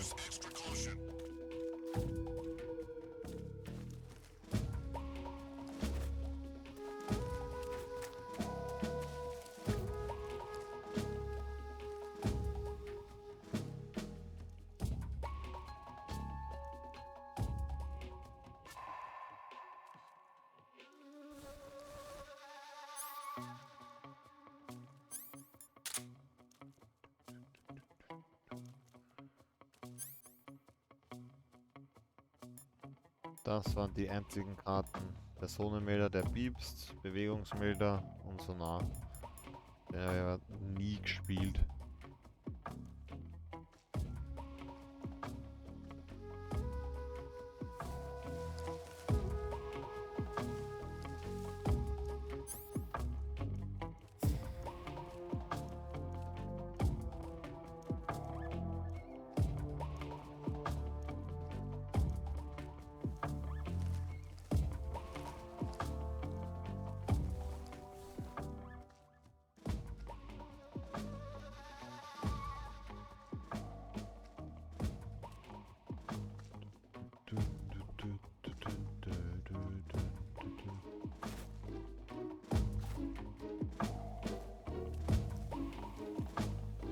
Schauen wir mal, was wir noch können.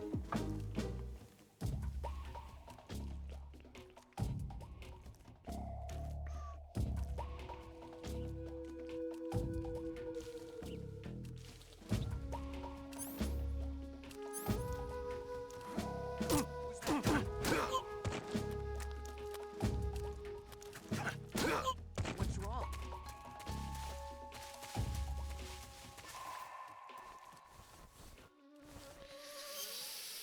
Ich muss jetzt nochmal nachgucken. Wie hat er das gemacht?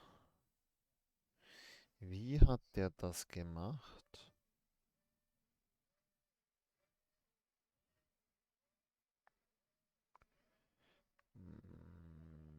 MGS3 Steuerung.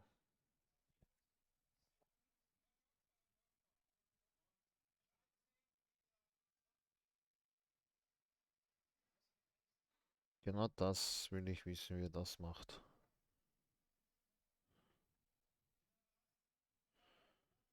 Er geht hin. Hä? Weiß ich noch nicht. Ne?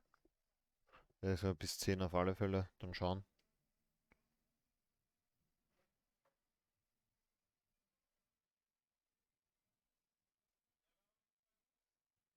Okay, gedrückt halten.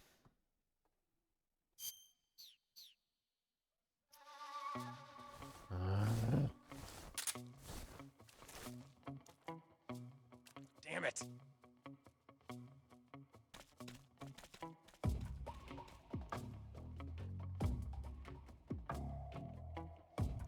Fangt das Video von vorne an.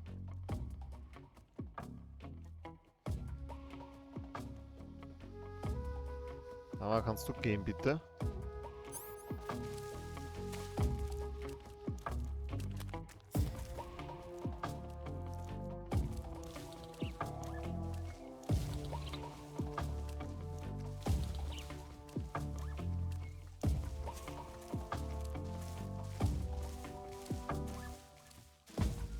Die 100 bin ich tot.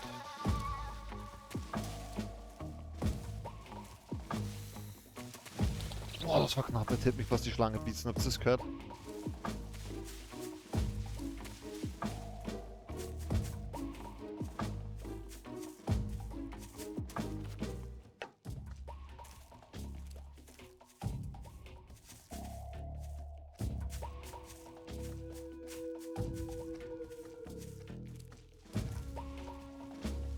Oh shit, da ist noch einer.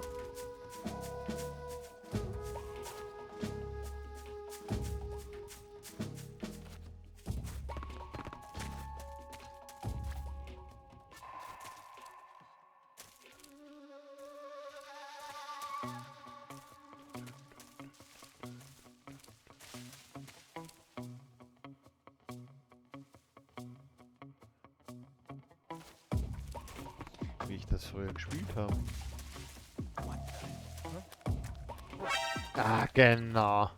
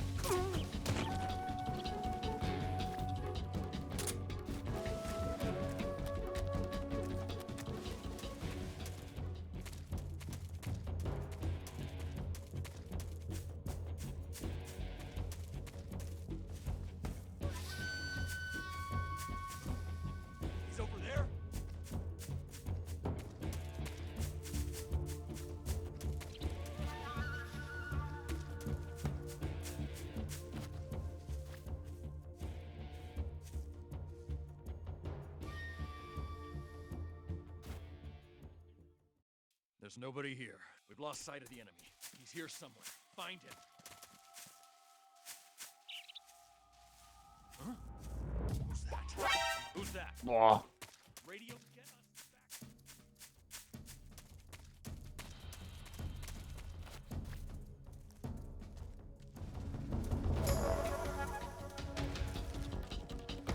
Die wissen halt genau, wo ich bin.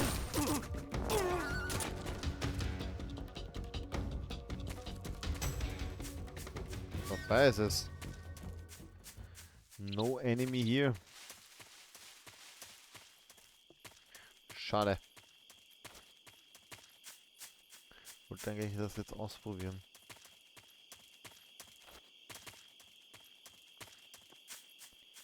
Den neuen Move.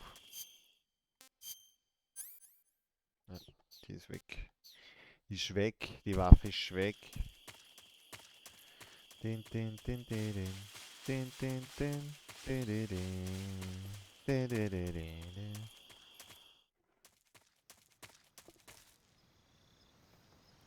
Die Conny will was?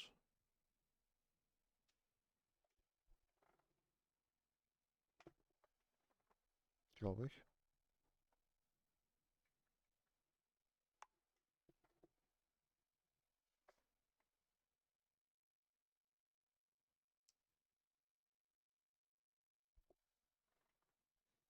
Oder will sie nicht?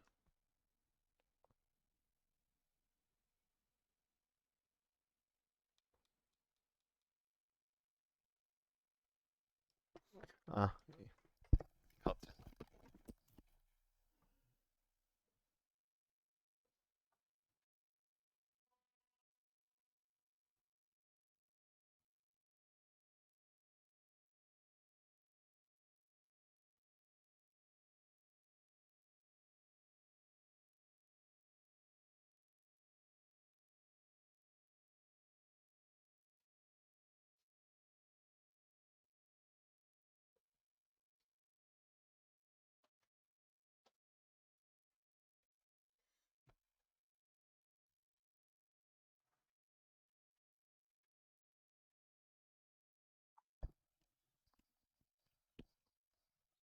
Ich musste die Katze holen. So.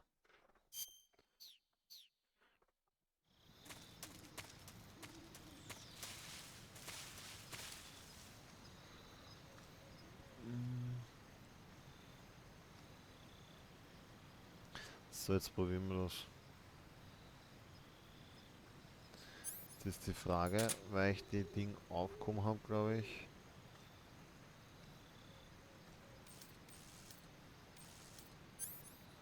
Das ist nur eine Tarnung, glaube ich.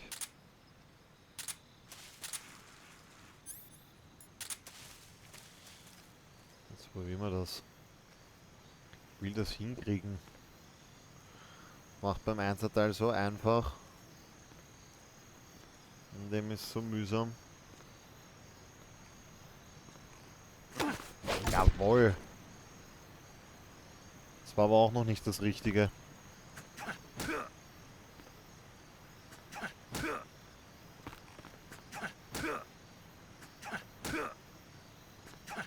Jetzt wird er wahrscheinlich runterfliegen, wenn er aufwacht.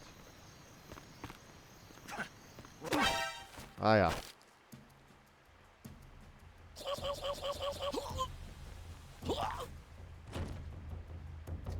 Genau das wollte ich machen.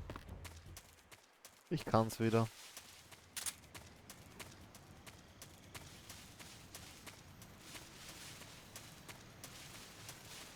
Lautlos morcheln.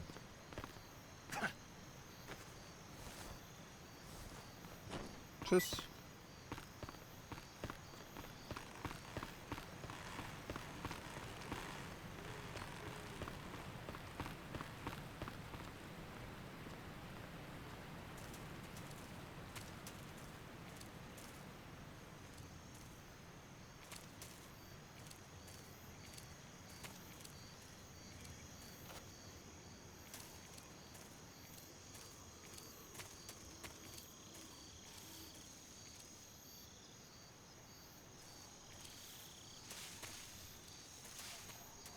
Nicht, dass da nur einer ist. Oben.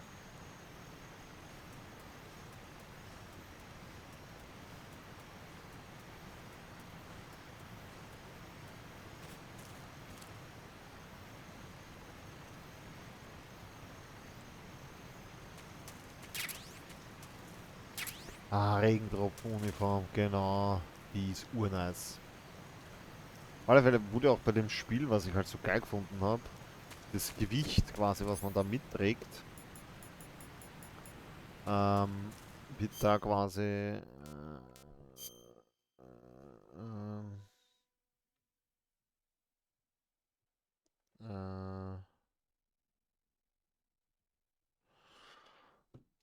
da 7,2 Kilo, aber das die zwar einer der geilsten Sachen. Brauchen wir dann später im Spiel. Das braucht man nicht. Theoretisch brauche ich die Geschichten auch nicht. Ich verwende sie eh nicht. Fernglas lassen wir. Das ist ein bisschen Ding, aber brauchen wir jetzt auch nicht. Und schon geht die Stamina, also unsere Dingsleiste da unten nicht so schnell runter. Ich wundere, dass da keiner war. Aber egal. Also bis 10 machen wir auf alle Fälle noch, weil da kommt jetzt noch eine Cutscene und dann kommt eigentlich schon mein Lieblingsding, wo ich mich immer ein bisschen gespielt habe. Ich glaube, hier können wir einfach durchwaschen. Und da ist meines Wissens eh nach keiner. Und jetzt kommt die erste so richtig heute in Frage stellende Cutscene, meine Freunde. Ich glaube, da ist kein Gegner. Das Einzige, was wir jetzt machen können, ist zum Überlegen, ob das da schon geht. Wäre ein OG-Move. Jawohl! OG-Move jetzt schon. Wir haben ein Sturmgewehr.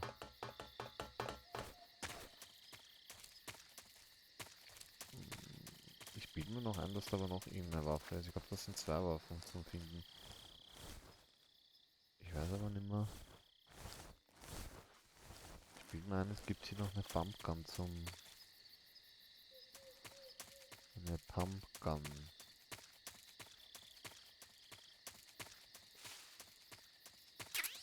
So, eine Nebelgranate. Steht da unten drin? Ich weiß gar nicht, ob der über das Fenster flüchtet, also über das flüchten, ne? Ob die Spoiler Alert. Da drin.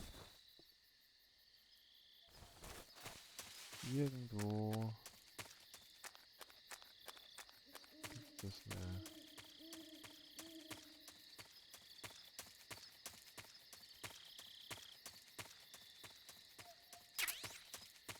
Bemalung Zombie.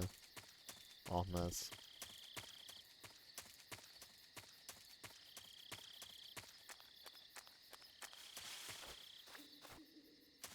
Das ist halt so komisch, man konnte nicht über alles drüber klettern.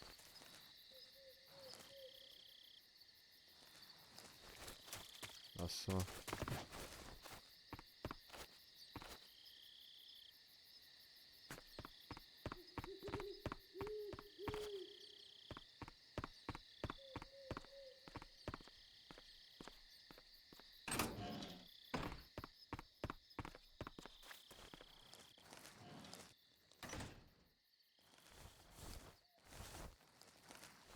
Bin mir schon echt gespannt, wie das in der Delta-Variante ausschaut. Viel Spaß mit der Cutscene.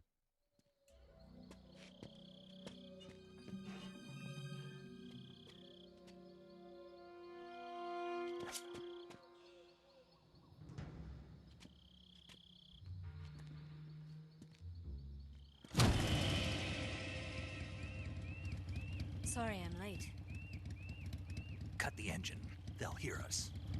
Are you the agent they sent? Are you Adam? I thought you were supposed to be a man. Adam couldn't make it. All right, say the password. Who are the Patriots? Who are the Patriots? Answer me. Answer me.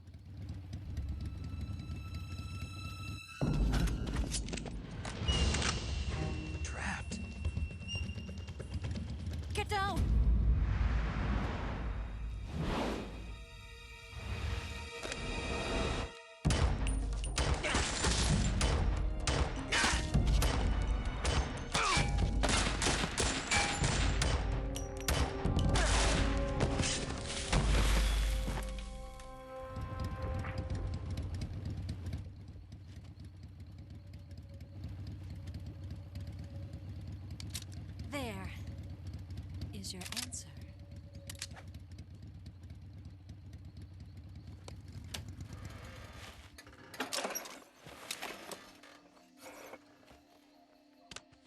So, Achtung, nochmal Triggerwarnung.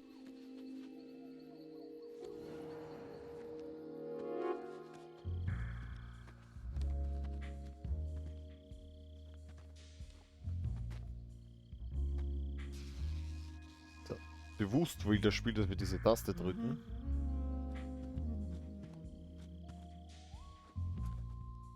Und zeigt uns dann das. Heute wäre das gar nicht mehr möglich. Schau, wie lang da mal schauen kann. Aber wir schauen nur ganz kurz.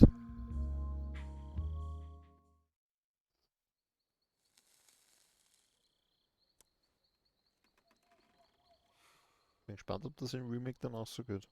This wasn't part of the plan. What happened to Adam? What's your code name?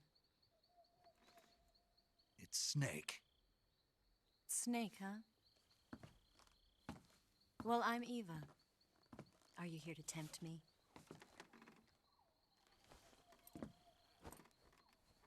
What happened to Adam?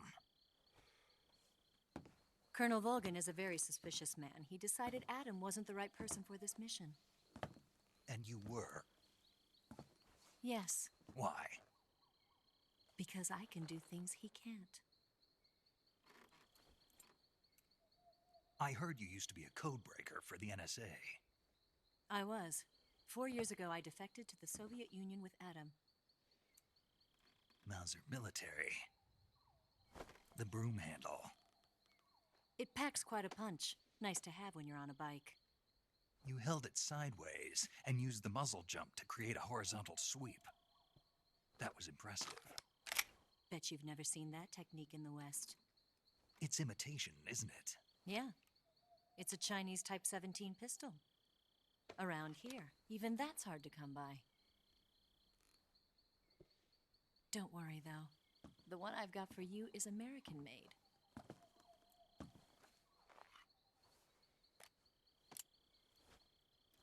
.45, huh?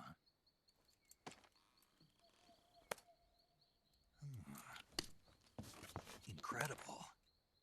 Do you like it? The feeding ramp is polished to a mirror sheen. The slide's been reinforced, and the interlock with the frame is tightened for added precision. The sight system is original too. The thumb safety is extended to make it easier on the finger. A long type trigger with non-slip grooves. A ring hammer. The base of the trigger guard's been filed down for a higher grip. And not only that, nearly every part of this gun has been expertly crafted and customized.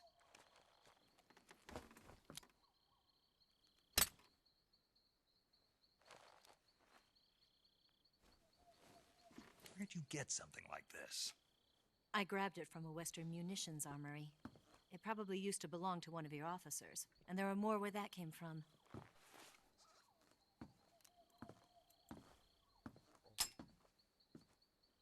You had this with you, didn't you?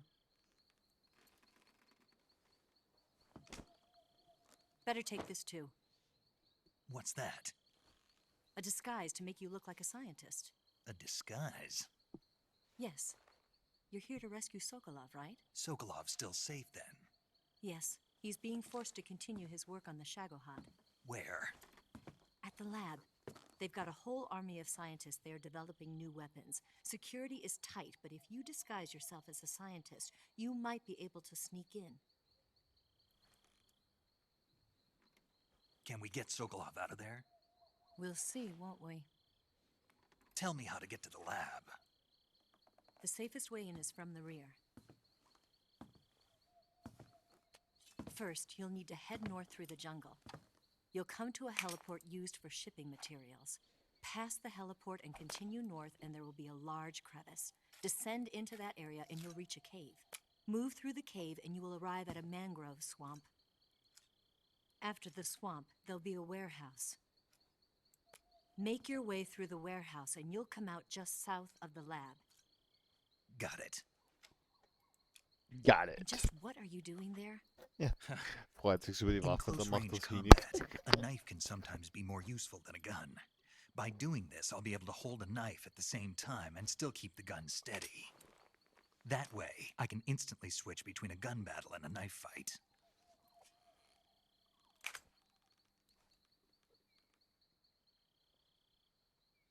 Right, let's get going. Wait a minute. What now? You must be tired. Why don't you take a little rest? I'll be fine. You'll never make it in your condition. It's a jungle out there. There's still an hour before dawn. It's dangerous to be out in the jungle at night without a guide. What about you? I have to get back. I can't be gone for too long. They'll start to suspect something.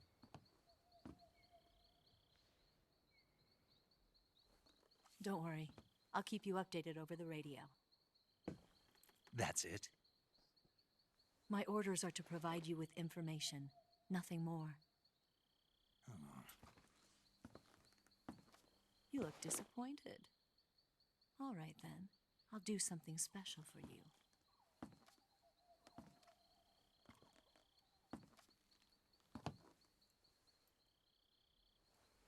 I'll stand watch until dawn. Now be a good boy and lie down.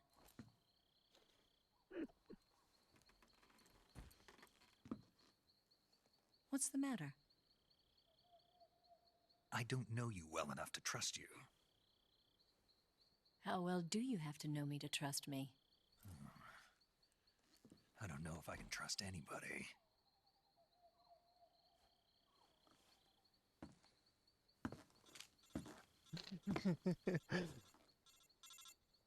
Gonna get that? Tschüss, Rivale. Viel Spaß noch. Baba. She's right, Snake. You should get some sleep. Ja, sie sagen mal, dass ich schlafen gehen soll. Baba. Das können wir überspringen. Speichern, jawohl. Obwohl, Rivale, jetzt wird es nochmal lustiger. Jetzt kommt eigentlich das, wo ich mich zu dumm und Tode gespielt hätte. Ich damals gedacht, wie das Spiel rauskam 2004, dass ich irgendwann einmal einen Speicherstand habe mit 2023 im selben Spiel, nur über andere Dinge. So krank eigentlich. 10 Minuten, Viertelstunde. Ich glaube, die Cutscene dauert noch 5 Minuten. Wie gesagt, das Spiel hat viele Cutscenes. Die ich am Schluss alle nicht mehr geschaut habe, wenn mir die coolen geschaut, die mir taugt haben. So wie das, jetzt schlaft er und sie tut da dumm stehen. Kann man auch überspringen.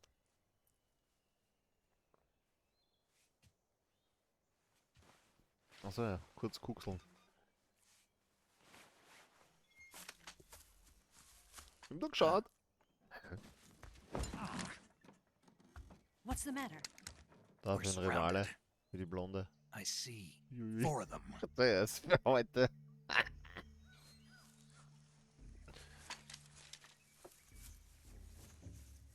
We've got company. It's the Ocelot unit. Und wieder. Kannst schauen. Let's get out of Ja, here. das Hurry. ist Standardbetrieb, wenn die Don't da forget ist. your gear. Ich damals als 11-jähriger Junge auch.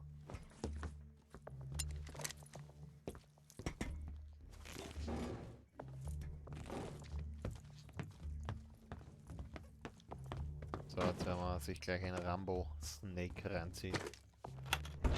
We can use this to get to the basement.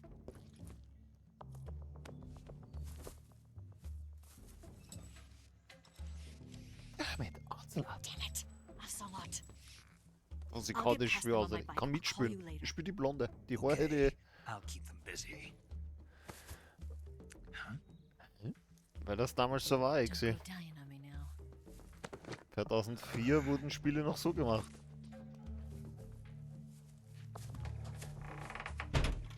Und was mir, wie er die Waffe bearbeitet, was mir halt auch so taugt, ist, du kannst keine Aufsätze kaufen für Waffen.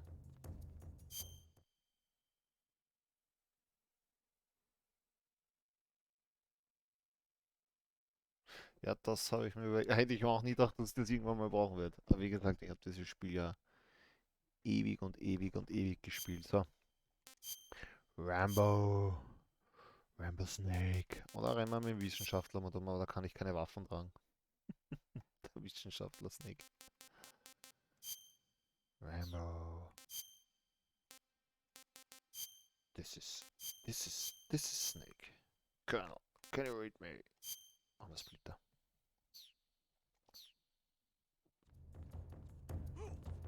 Und wir verdrücken uns.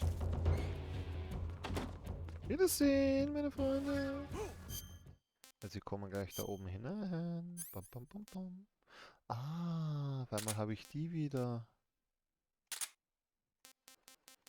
Einbauerwaffen. Die. Soll ich noch was Cooles zeigen? Ich brauch's zwar nicht. Also ich habe keine Nahrung mit. Warte mal. Das können wir ja noch schnell machen. Da rennt sich irgendwo eine Schlange immer dumm. Was auch heutzutage keiner zeigen würde, aber. Oder mit die. Uns die Tür aufgeschossen. Granaten eine. Und jetzt rennen sie rein. Finden mich aber nicht. Weil ich wie eine Schlange hier durchsnake, Alter. Was? Jupp. Machen wir mal Trick 17, pass auf.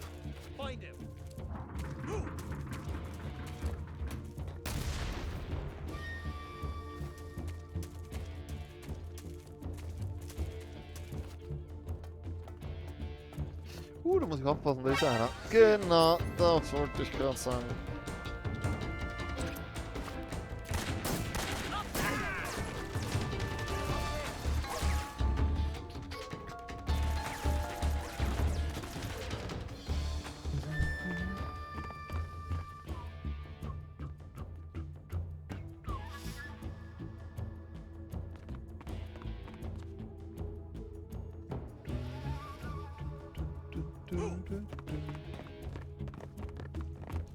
Ah ja, jetzt teilen sie sich erst auf, genau.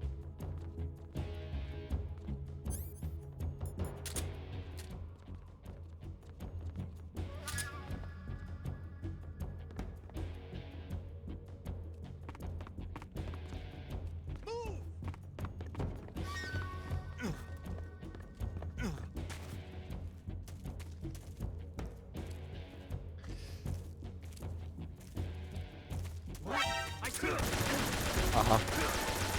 Warum habe ich die Waffe in meiner Hand? Oh shit. Ich will die andere Waffe.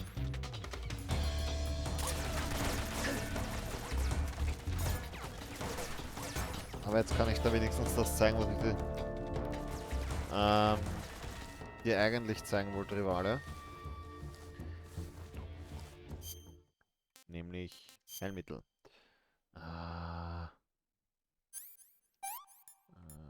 Nein, das, nein. Das genau.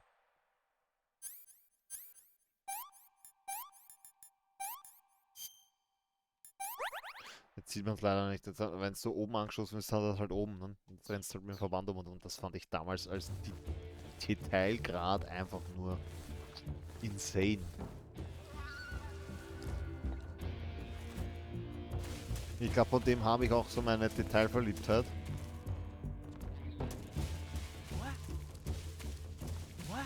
Da ist der Weg ran. Ja? Ja?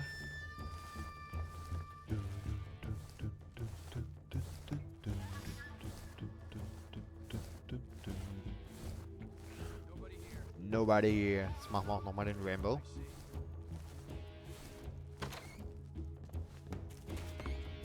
Wofür siehst du gerade keiner?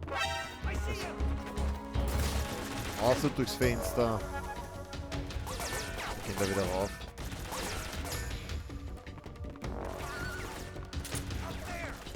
Kommen die Granaten geflogen.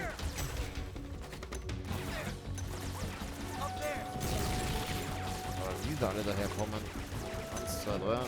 1, 2, 3. Bum, bum.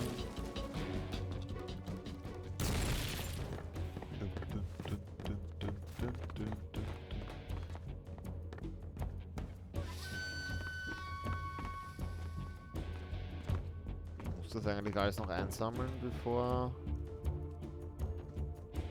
Oder kann ich das nachher noch? Jetzt geht's gleich wieder. Jetzt bin ich gleich am Arsch. Vor allem so.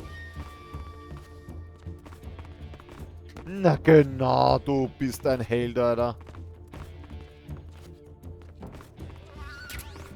Karton A.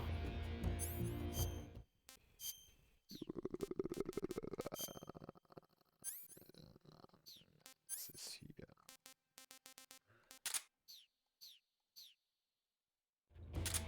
Das Lieblingsgadget von Snake.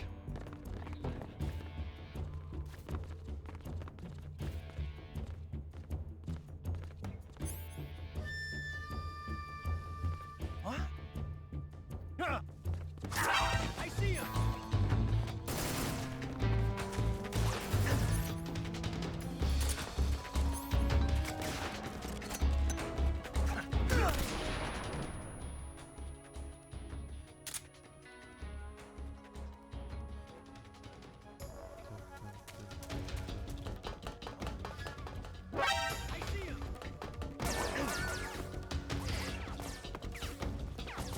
Gute Nacht! Dann waren es nur mehr 3 Feinde. 2 Feinde.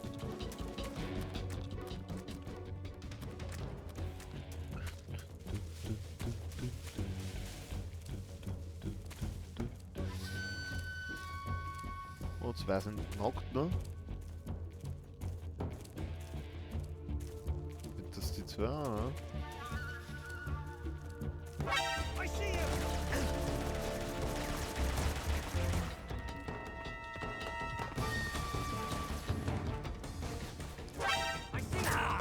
Ah! Das Dach.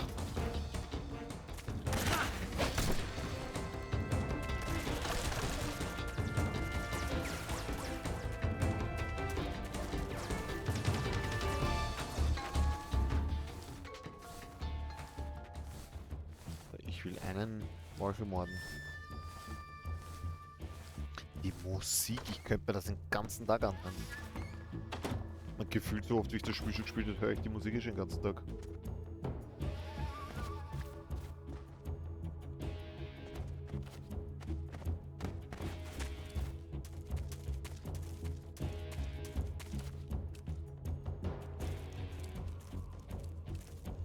Er dreht sich jetzt um. Gute Nacht. Nein, ich greif vorbei.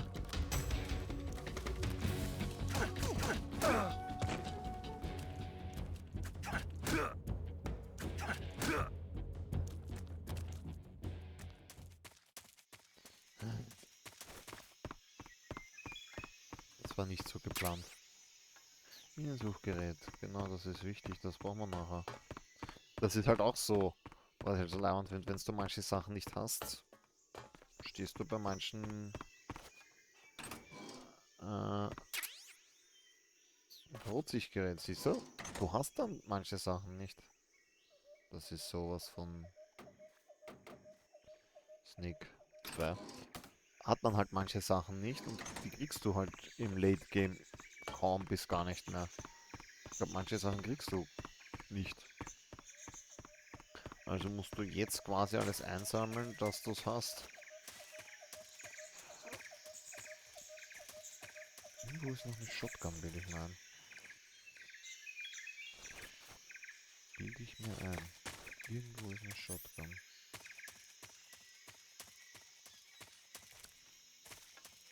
Shotgun, Shotgun, Shotgun. Wo war die Shotgun?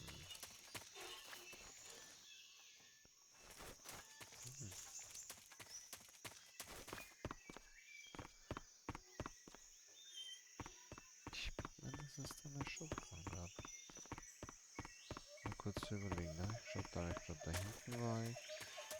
Und da unten bin ich eigentlich auch schon alles durch.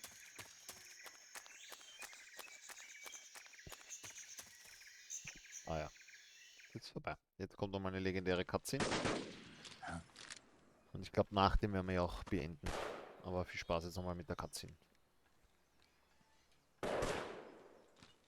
I've been waiting for this moment.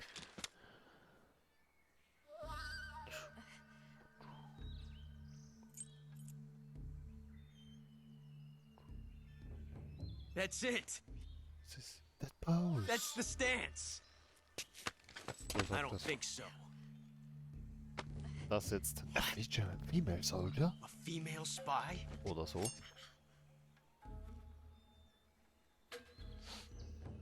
This bitch is wearing perfume.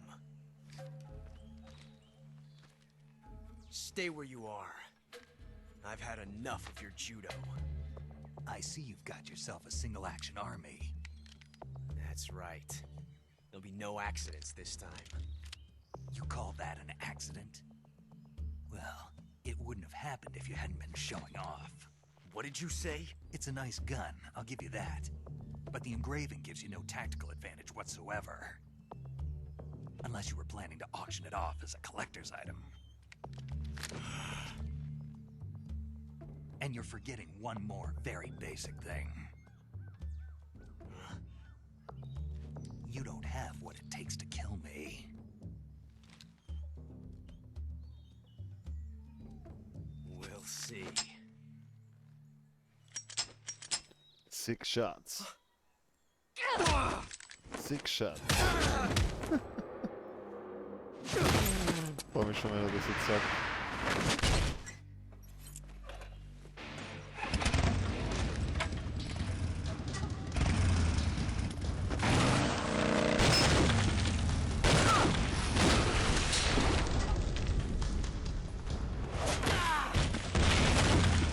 Not bad.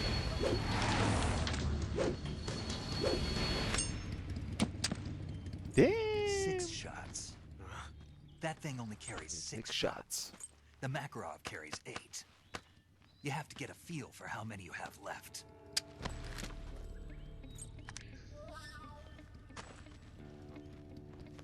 This is a high-class weapon. It's not meant for shooting people. Damn!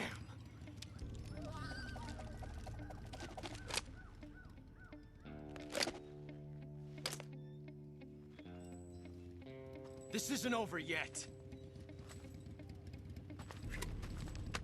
Don't. Why?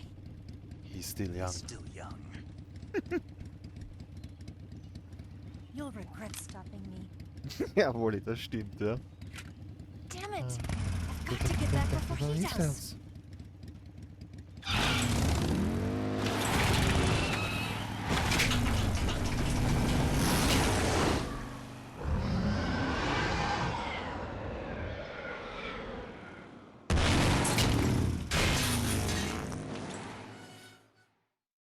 Jupp.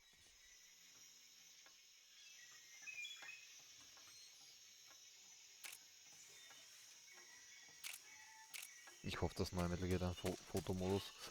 So, lieber Chat. Ich glaube, das ist jetzt ein guter Punkt, wo wir mal eine Pause zu machen. Ach, dieser Wald, diese Soundkulisse.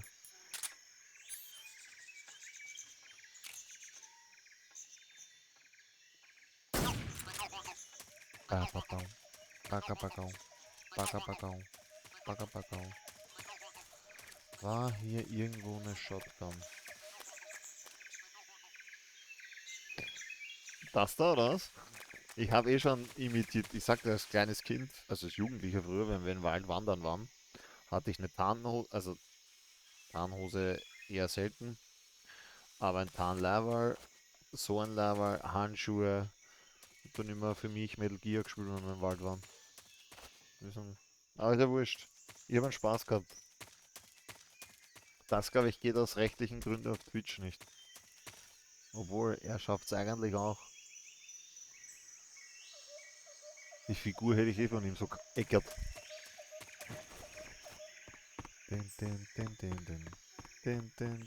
Oh ja, schon der Hut.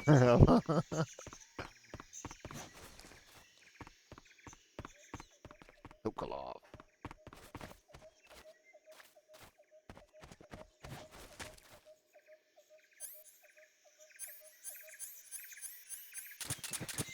Ah jawohl, dann hast du das vorher gemerkt, die Kisten haben genau nichts geholfen. Ich hab's jetzt nichts geholfen, weil mein Ding waren.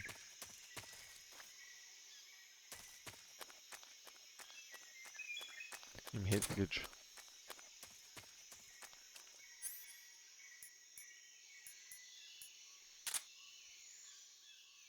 Jetzt gehen wir noch mit einem Riesenfeuerwerk. Die Explosionen sind schon sehr geil gemacht. Für ein Spiel aus dem Jahr 2004. Nein, schaut euch das an. Boom.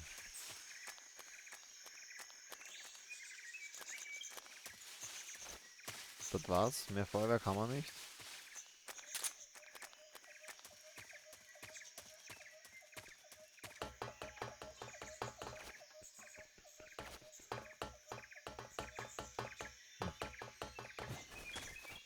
Es kommt dann gleich, ich glaube, es kommt dann bald der erste Gegner.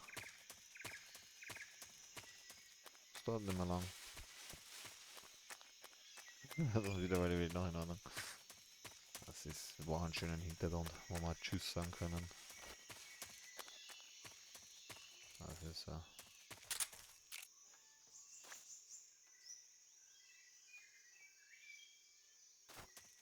Dieser Blur-Effekt und die Grafik, hey.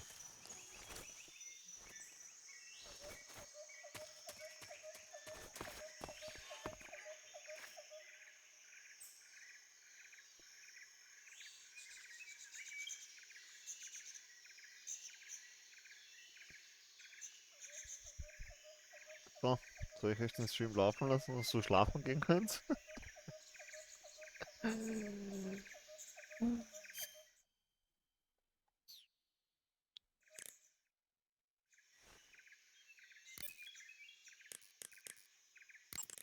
Saving the game, Snake? Yeah. Aber wir machen einen neuen Speicherstand. Aus I want to know.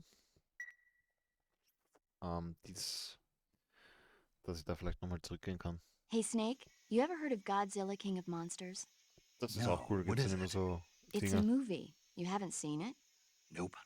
It's about this monster called Godzilla, who grows to an...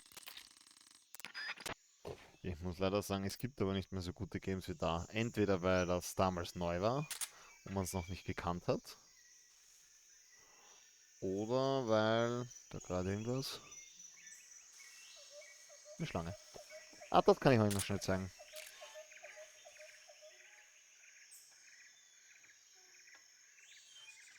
Wo ist sie denn nur?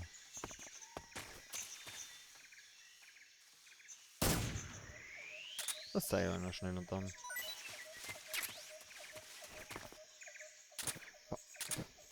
Fangt doch sein Ding an zum Knurren, sein Magen. Alter, die Grafik, das war damals für mich gestochen scharf. Wie unscharf ist es bitte? Vor allem nicht, dass es vorher kocht. Er isst sie so, weißt du?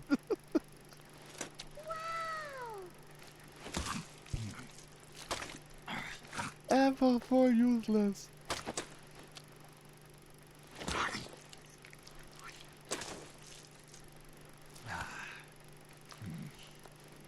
Pretty tasty. Oder nur tasty. Das ist auch cool, weil das, was er dann sagt, so wie es ihm schmeckt, so geht das Leben hoch. Wenn du pretty tasty isst, dann geht das, glaube ich, sogar ganz los. Ganz nach oben. Ja, genau. Eine Brustmahlzeit. Ja. Long story short. Also, Blödsinn. Da habt ihr meine Einstellungen.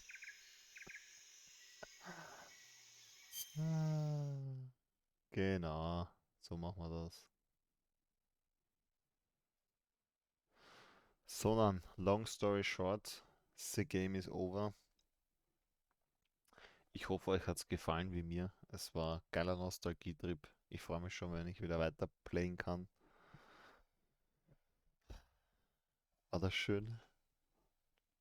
Es ist einfach, es ist genauso wie damals und deswegen finde ich es, auch wenn viele sagen frech, finde ich es geil, dass es genauso ähm,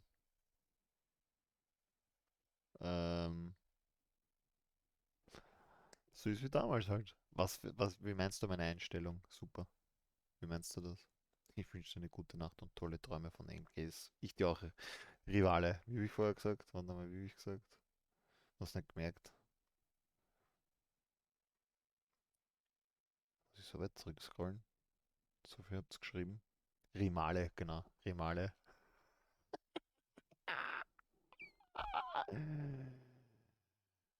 Streamt eigentlich noch irgendwer, den wir raiden können?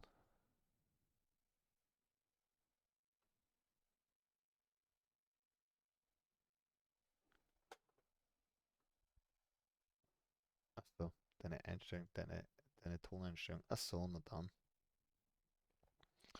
Der Free Lumi wird streamen.